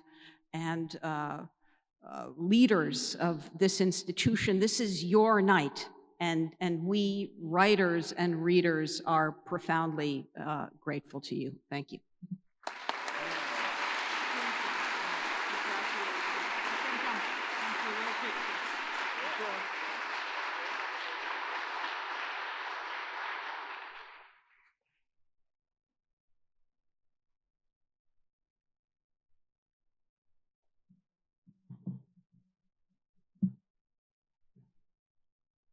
There's another theme emerging tonight, which is folks that come to America come here with an idea about what life should be. And we know our history is very fraught. But generation after generation since has tried to uplift the American experience. And in literature, we are all welcome. And the public library is usually the only place in town where everybody's welcome. So if you, sure you can, if you decide that the library is important and you're here tonight and your generosity makes all of this possible, you'll help us spread the word. Because we want to keep children coming to the library. We want to spread that. Children's literature is so important. Poetry, so important. Nonfiction, history, everything we do. There was a great lady, great Virginian, named Emma Jenkins Sexton. And she was a member of the Library of Virginia Foundation Board and a really hilarious person. And she wrote what they call, because when women write, they always put us in a category. They called it cozy mysteries. Cozy mysteries. There was always a cat in her novels, I do remember that. Emma's loving this from the other side. Anyway, the Fiction Award was renamed in Emma's honor because, let's face it, you have to have a sense of humor if you're going to be a novelist and write fiction, okay? So to award our Emma Jenkins Sexton Fiction Award, I'd like to invite Richmond Wholesale Banking Market President, Andrew Carr. Andrew, come on up. Atlantic Union Bank, come on up.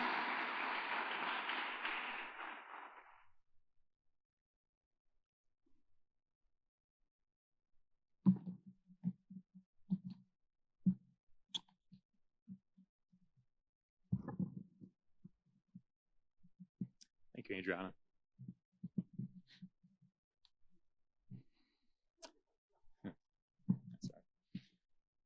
As the largest regional bank based in Virginia and headquartered right here in Richmond, Atlantic Union Bank is delighted to be supporting the Library of Virginia as a sponsor for this year's Virginia Literary Awards celebration.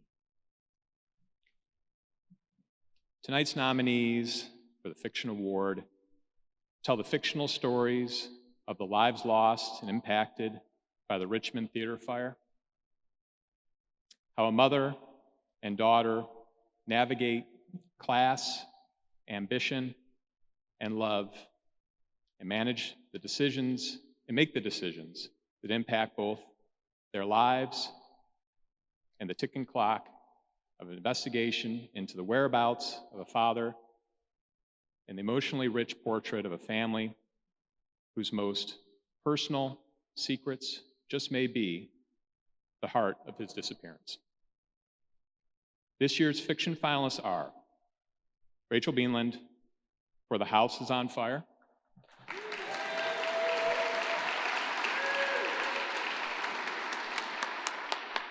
Shadiqua Johnson for The House of Eve,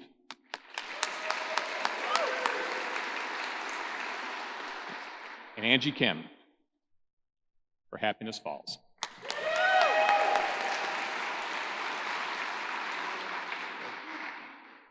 And the winner is Angie Kim, Happiness Falls.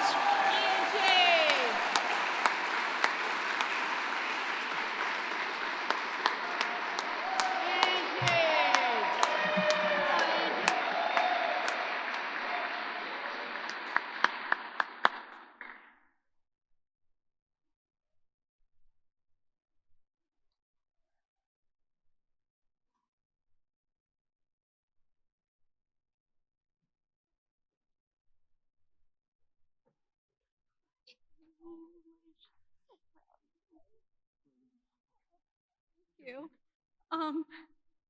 Okay, thank you so much. I'm so thrilled. I was joking earlier that I didn't want to jinx myself by even thinking about this or what I would say, and now I'm really regretting that in a very, very deep way. So we have been talking so much about tonight, I am an immigrant. I came here at the age of 11 from Korea to the suburbs of Baltimore. I didn't speak any English, and that was the first time that I realized that our society equates oral fluency with intelligence, which I hadn't realized before, and that bias was deep within me as well. And so overnight, I went from feeling like, like a pretty smart girl with lots of friends to someone who was a bobble, who was a stupid person. And a lot of my work is about that. Happiness Falls is an exploration of that topic and an excavation of sort of why we feel this way, which is something that I have been struggling with my entire life to understand within myself and within other people as well. But one thing that I have to say that feels so appropriate that I am thanking the Library of Virginia for this is that when I was that 11-year-old girl and I was in middle school, which is such a hard time anyway, I escaped from my bullies by going to the libraries and finding a haven there. It was really often the Towson Library and the librarians there outside of Baltimore, but it could be anywhere. And I know that librarians all throughout Virginia are doing it for people like me who are having to, use their hands and not being orally fluent. And really depending on people's kindness and people's understanding and people's willingness to open themselves up to be understood and to connect. And I think that's what I got from the librarians and the libraries. And I am so proud to be standing here receiving this award. So thank you so much. And there are so many people to thank, as we all know, there are your agents and editors and everything, and my parents, of course, who made this great sacrifice to come to this country for me, and my children, but the person who is here with me, who's always here with me, is my husband, Jim, at that table. And last night, we celebrated our 27th anniversary.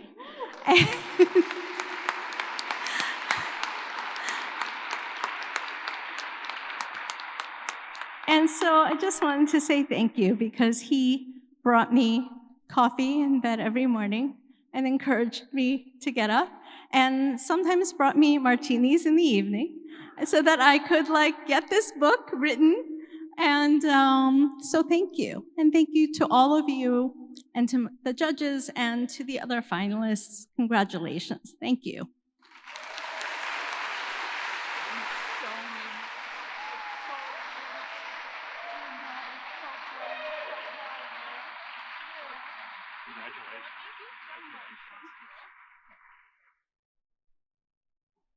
Thank you so much. Oh, thank you.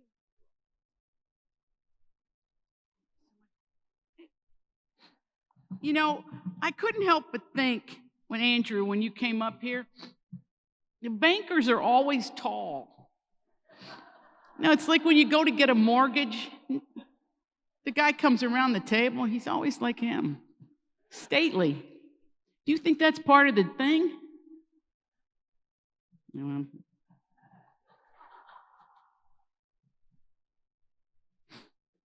Okay. All right, ladies and gentlemen, to introduce tonight's honorees, it's my honor to welcome, I'm crying. Angie, you made me cry, and then you were married 27 years and you look that good. That really made me weep. Circling the drain up here, I'm telling you. 2 seconds from Kay Ballard. Nobody knows who that is. Okay. I have to explain it later. So I'm going to welcome the Library of Virginia Board Chair Paul Brockwell and the Librarian of Virginia Dennis Clark back to the stage to present Patron of Letters honors. Come on up.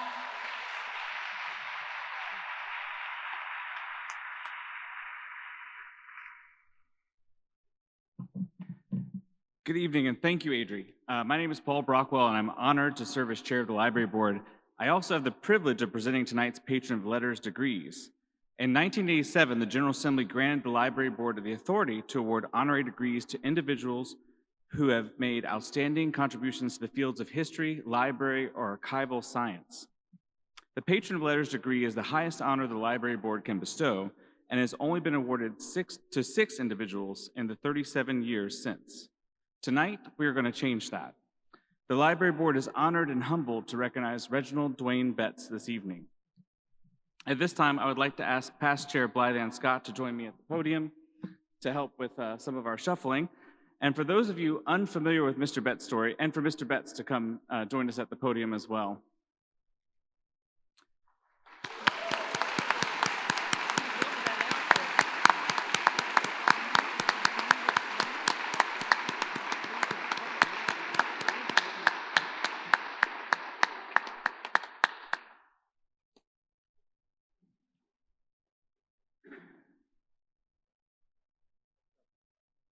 For those of you unfamiliar with Mr. Betts' story, it is one of remarkable resilience and extraordinary care for his fellow humans.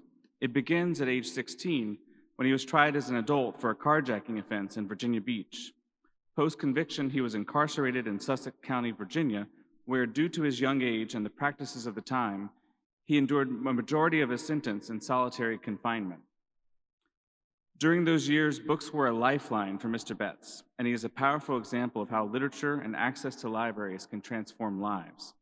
He not only survived life within the criminal justice system, but his experiences there led to his own powerful work to promote the humanity and rights of individuals who are, or have been incarcerated, and are so often forgotten.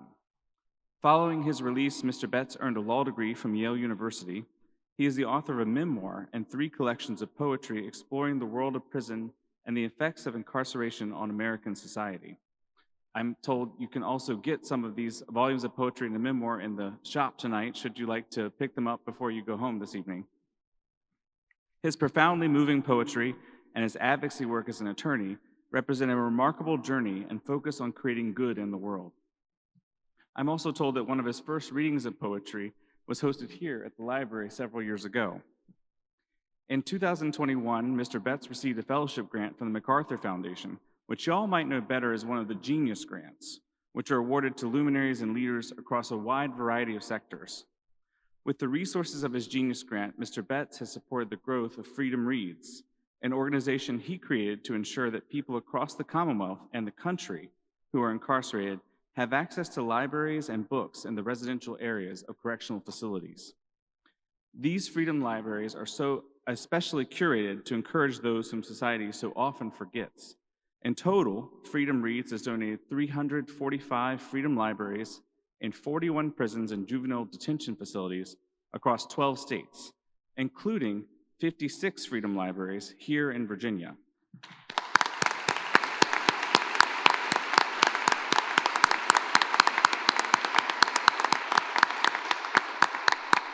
And more are on the way. We know that good literature transports us and great literature transforms us. Mr. Betts, you are a powerful example of what is possible when we nurture and develop the potential of all people. You're a reminder of how important it is that we are and should always remain a commonwealth of second chances. Your compassionate advocacy for people who are incarcerated has inspired us, and we are excited to see where and how the next chapter continues to unfold, and to partner with you here in Virginia. For all of those reasons, the Library Board is exceptionally proud to award you its highest recognition with our deep gratitude and appreciation. And now, by virtue of the authority vested in me by the Commonwealth of Virginia and the Library Board, I am pleased to award you the Patron of Letters degree, honoris causa.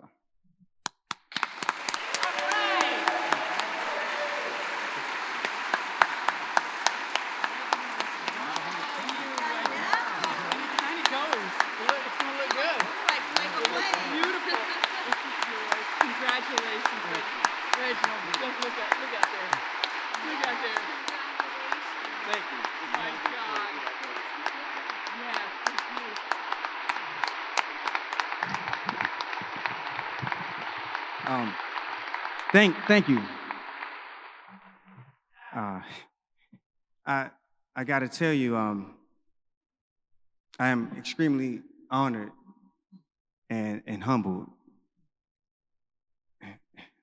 And I actually don't say that lightly. I won a fair amount of awards, and you know, one of the things that happens in this life is if you don't think you deserve a thing, it doesn't matter how significant that thing is. It doesn't make you feel better about yourself.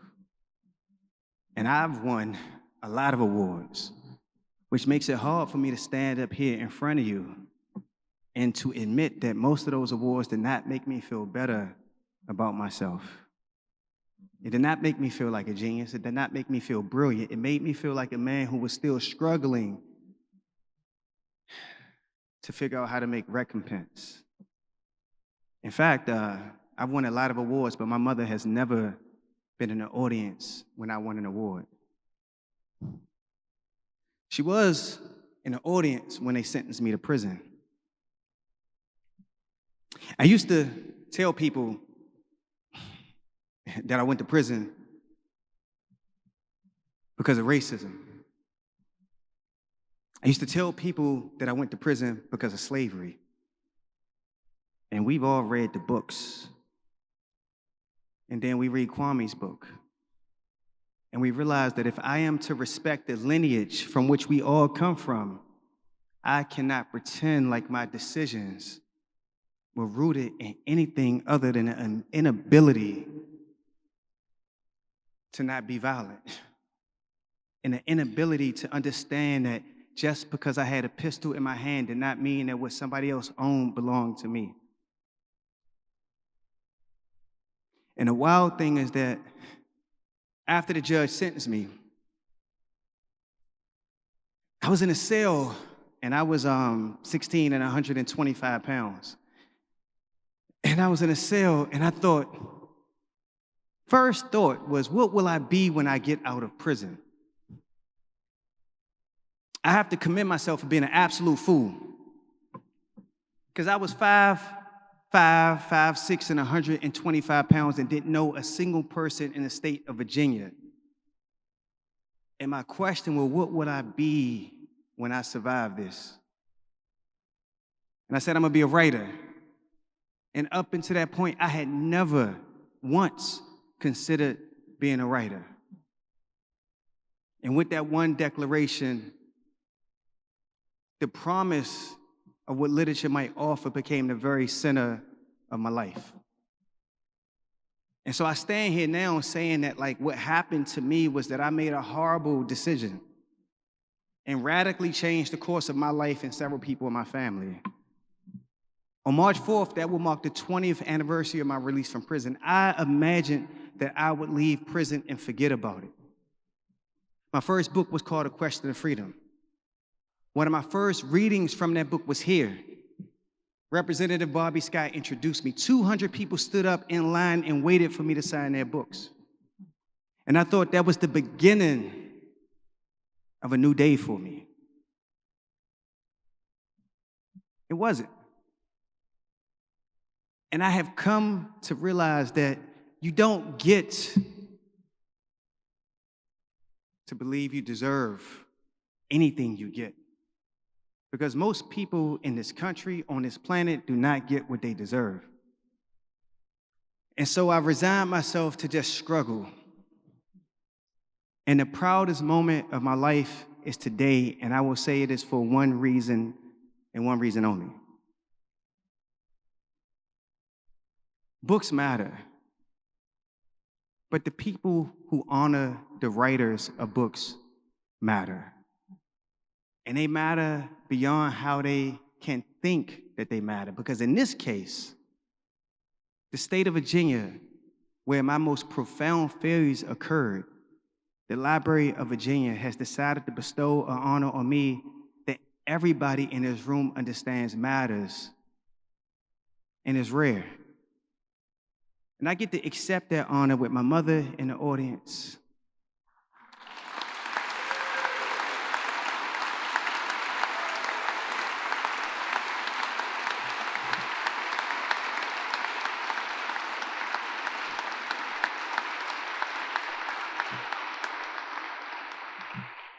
And I get to accept it, wildly saying that my life changed radically when somebody said, what would you do if money wasn't the thing that stood in your way? For the people who you cared most about, and they understood that that meant people in prison. And I said, I would put millions of books in prison because we put millions of people in prison. And as quiet as kept, in every state in this union, the budgets for libraries are being cut.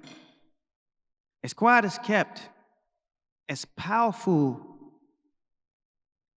as the printing press is, most prisons in this country don't have books for the people incarcerated in the cells. Or they might have libraries, but those libraries are far away, are difficult to reach. And so when I said that if money wasn't an issue, I would put millions of books in prison, it was a dream. And yet, 3 years later, we've raised over $25 million, and applaud for that, because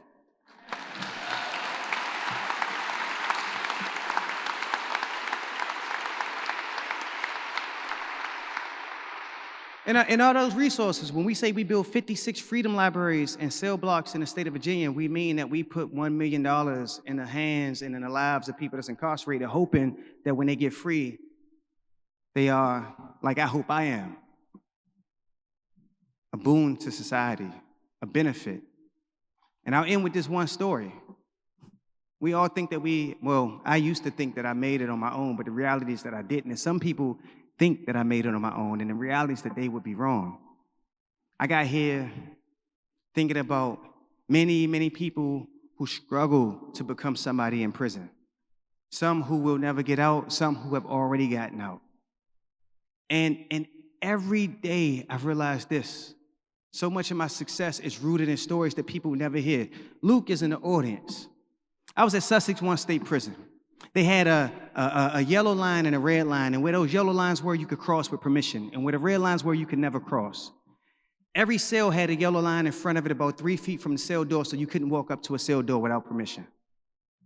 I came out of my cell to grab my lunch tray. A friend of mine was in cell 1. That was near where they were giving out the lunch. He said, Shahid, I got a new book. Everybody in prison called me Shahid. I said, all right, what is it? He said, come over here, look at it. I crossed the line. The sergeant said, Betts, you know you're not supposed to cross the line. Come on, you're going to the hole. I said, come on, man, I'm just getting a book to read. It ain't no big deal. You're going to the hole. They put handcuffs on me. I was in one of these penitentiaries, a super maximum security prison, where you came out for 1 hour a day, and you only came out with the bottom tier, not the top tier. I was on the bottom tier. They started opening doors of the top tier for people to come out to get their food. When they opened Luke's door, he kicks his locker out. They gave us a locker, a small box to hold all of our property in. He kicks his locker out and said, if Shahid goes to the hole, I'm going to the hole. We didn't even know each other. And his point, I think, was that at some point you have to make a decision to stand up against injustice.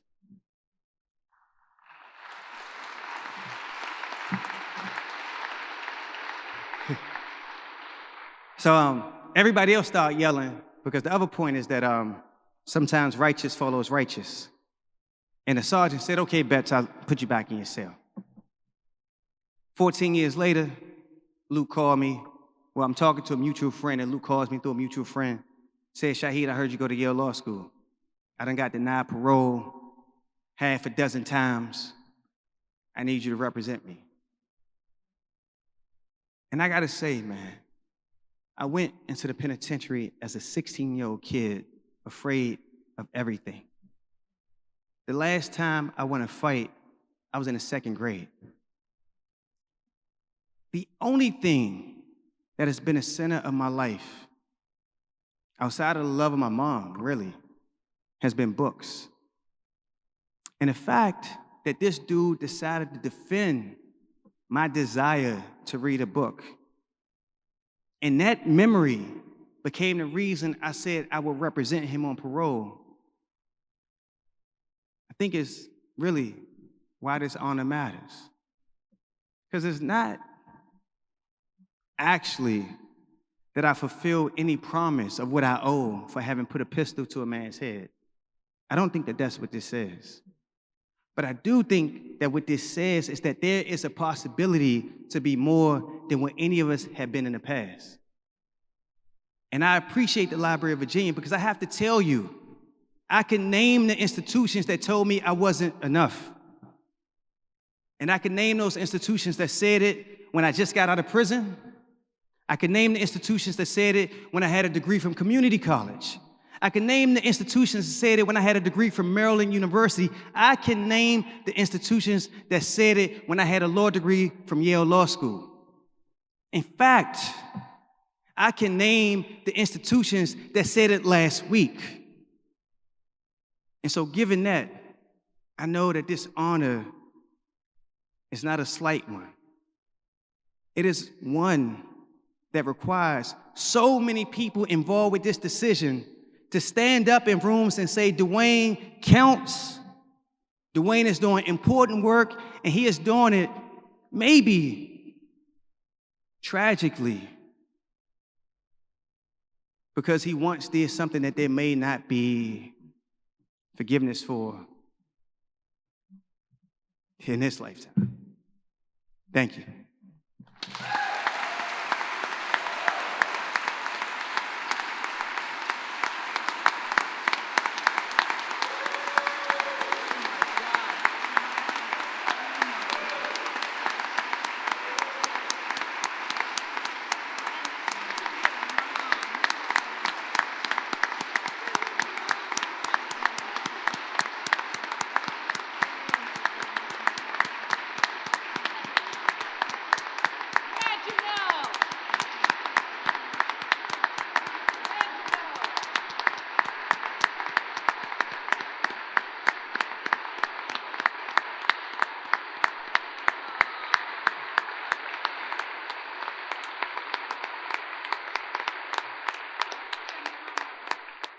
Wow. Just wow. Thank you, Mr. Betts. And can we get, I want to thank his family and colleagues from Freedom Reads who are also with us tonight. The library is excited to talk with you about where partnerships may be able to go in the future. And now I'm going to go off script for a slight surprise. For those of you who are keen listeners, you may have heard me say degrees earlier in the plural. And while we had only publicly released our intent to honor Mr. Betts tonight, we have one more special presentation up our sleeves. I also must admit to you that there are some sisterly shenanigans that have been afoot at the library to ensure the element of surprise for our second degree recipient. I'd like to ask Pia Trigiani, President of the Board of Directors for the Library of Virginia Foundation, to join us at the podium.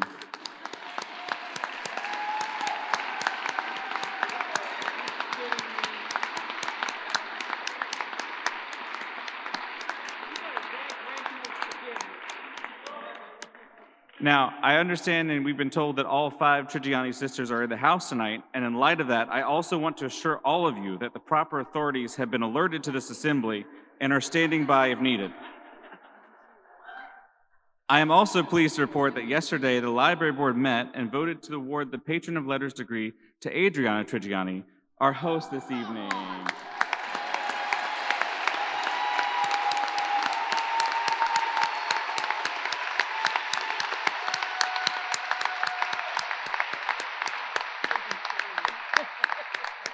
Adri, we were hoping you might be available to join us tonight. And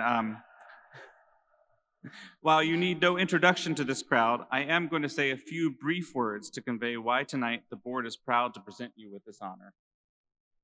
I'm also keenly aware that if I attempted to highlight your career of accomplishments, we'd be here well past 6 a.m. on Monday morning. Adri is a best-selling author, director, playwright, and podcast host who has demonstrated a remarkable creative energy. Her prolific work has inspired an international following of readers and listeners across various media. Many of you know her formative years were spent growing up in Big Stone Gap, Virginia. And Adri,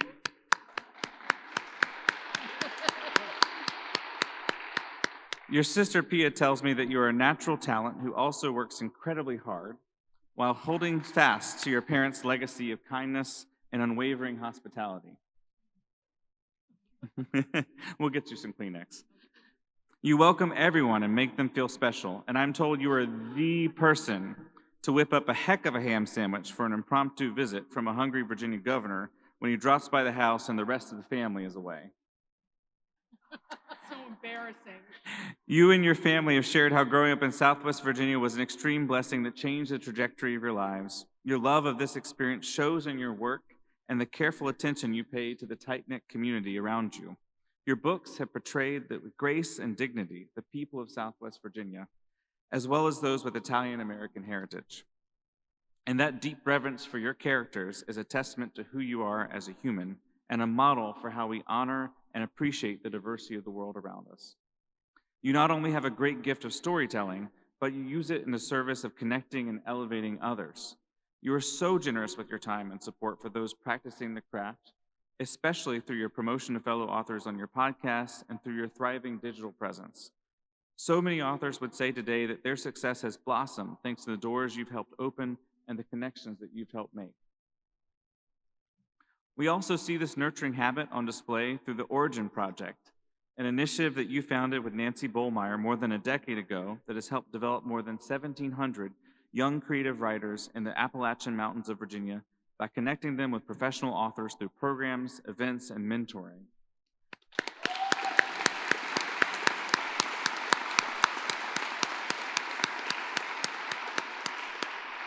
In fact, some of those young people are here this night with us after coming to one of the project's workshops here in Richmond yesterday.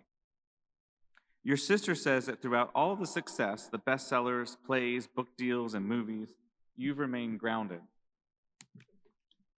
In fact, she told me Southwest Virginia has a special way of keeping one grounded, recalling how at one book signing, someone craned to get a view of the author and openly wondered within earshot, "That's the one who made it?" Indeed, Adri, you are the one who made it, and we're all better for it. Thank you for remembering Virginia so fondly and for being a stalwart friend to the library. Your presence as host has literally filled our halls and our hearts with laughter. For all these reasons, the Library Board is exceptionally proud to award you its highest honor with our deep appreciation and gratitude.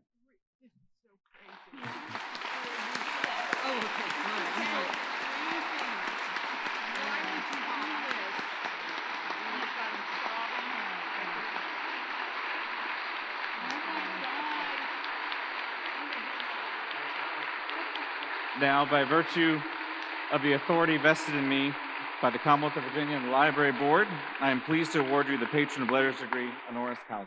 Oh my God. Thank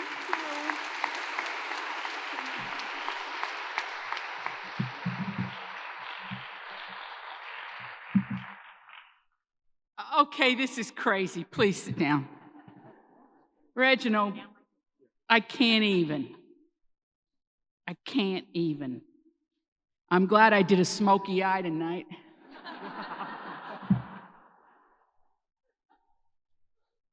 Reginald, in honor of your mother, I'm going to tell a story about my mother. Oh, God. You know, I saw my husband, and I thought I was having a stroke because he doesn't come to this event. And I thought, well, you know, my husband's bald, and he's, you know, I mean, he knows he's bald. He doesn't mind being bald. But when your husband is bald, you lose him in crowds.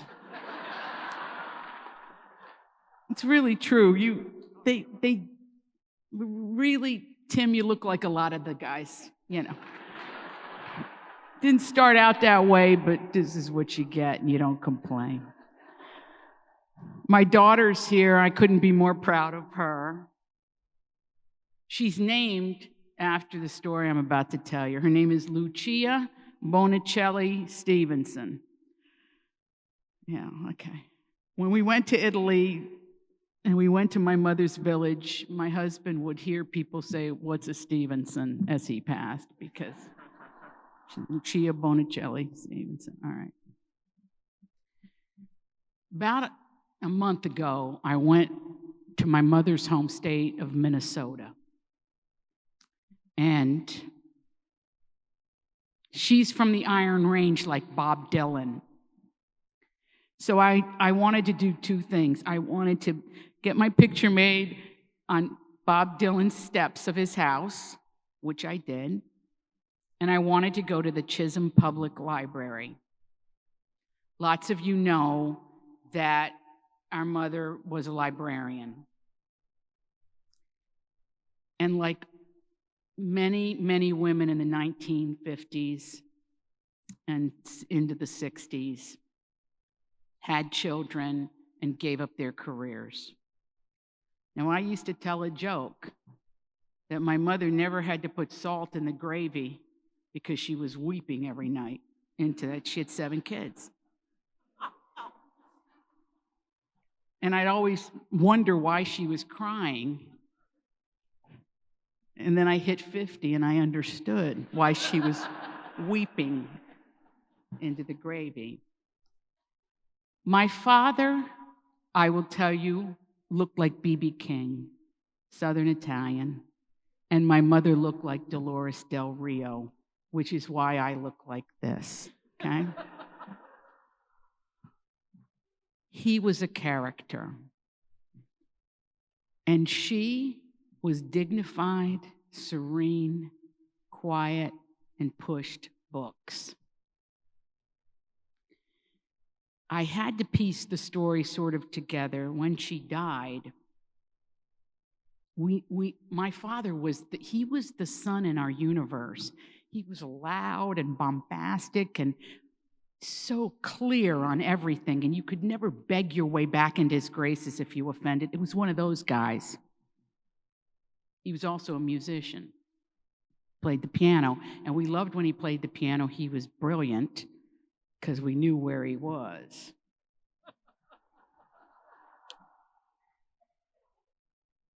I could never figure my parents out, and as all of you tonight, you know how it goes. You wonder about them.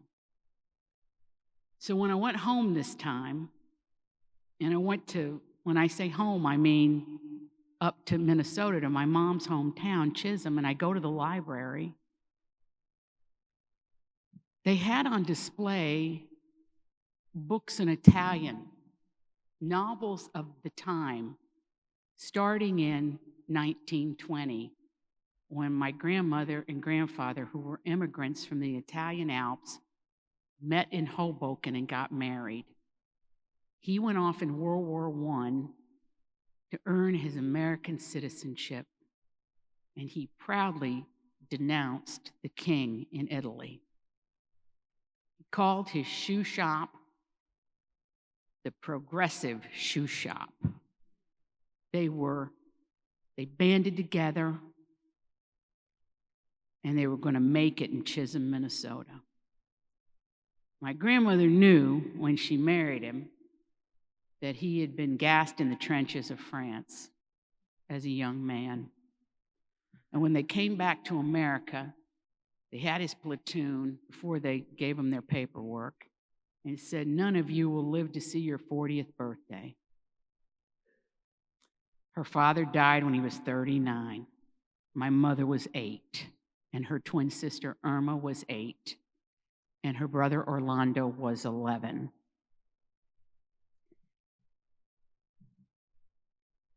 As a little girl, she participated in the public library programs. And our mother could rebind books. She had a talent. and her sister learned it too. And my grandmother checked out the American books of the day translated to Italian. Then she began to read them in English. That's how she perfected the language.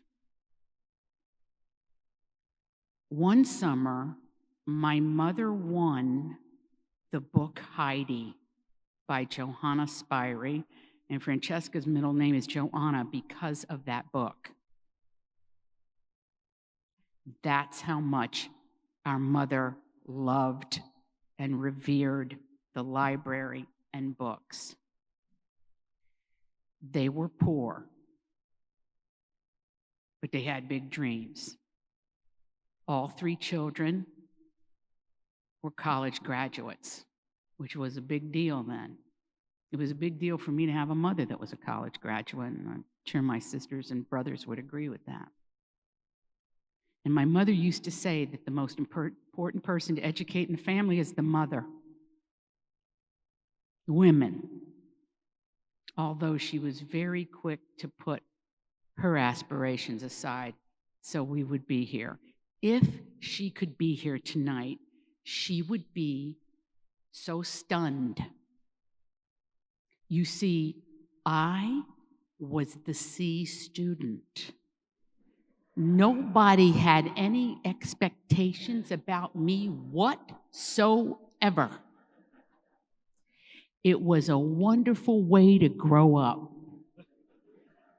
I believe it in everything, folks. Low bar, and then you exceed it.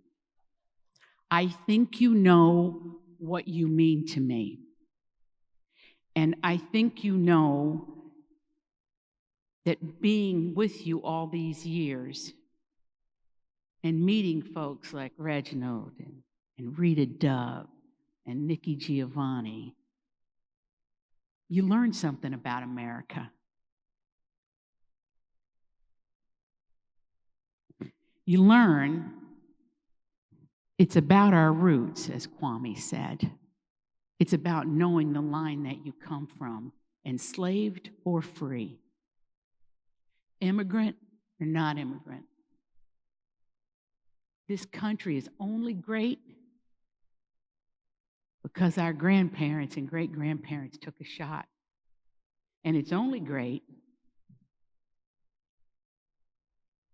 because our brothers and sisters of color built the country for free. So, it is with all my love and the greatest amount of humility, because I don't deserve it, that I thank you from the bottom of my heart, and I'm so thrilled to see my brother-in-law here, Tom's here, my husband. To have John and Mary Kay here, I love them so much. My sister Tony. I see my nephew AJ, Matthew. I see my sister Francesca, and it's a huge family. Anna, and I see my sister Mary here. We have Mary. I know you sat at a different table. That's your want. I don't know why you're there.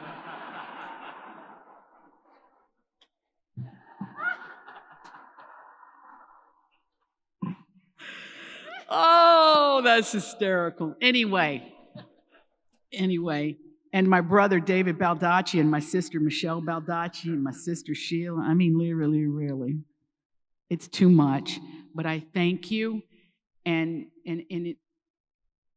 just know that being here tonight and coming here tonight and supporting the Library of Virginia, you're supporting every library in every town and every village and every bookmobile, and that's what matters, and that's what turns young readers into a Kwame or an Angie or a Sheila.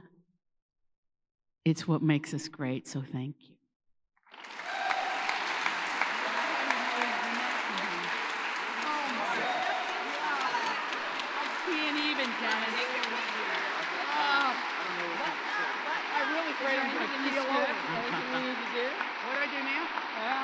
Do I do the ending? But Jay wants to get a photo. Get a picture. Then you can end it. Get everybody to sign pictures.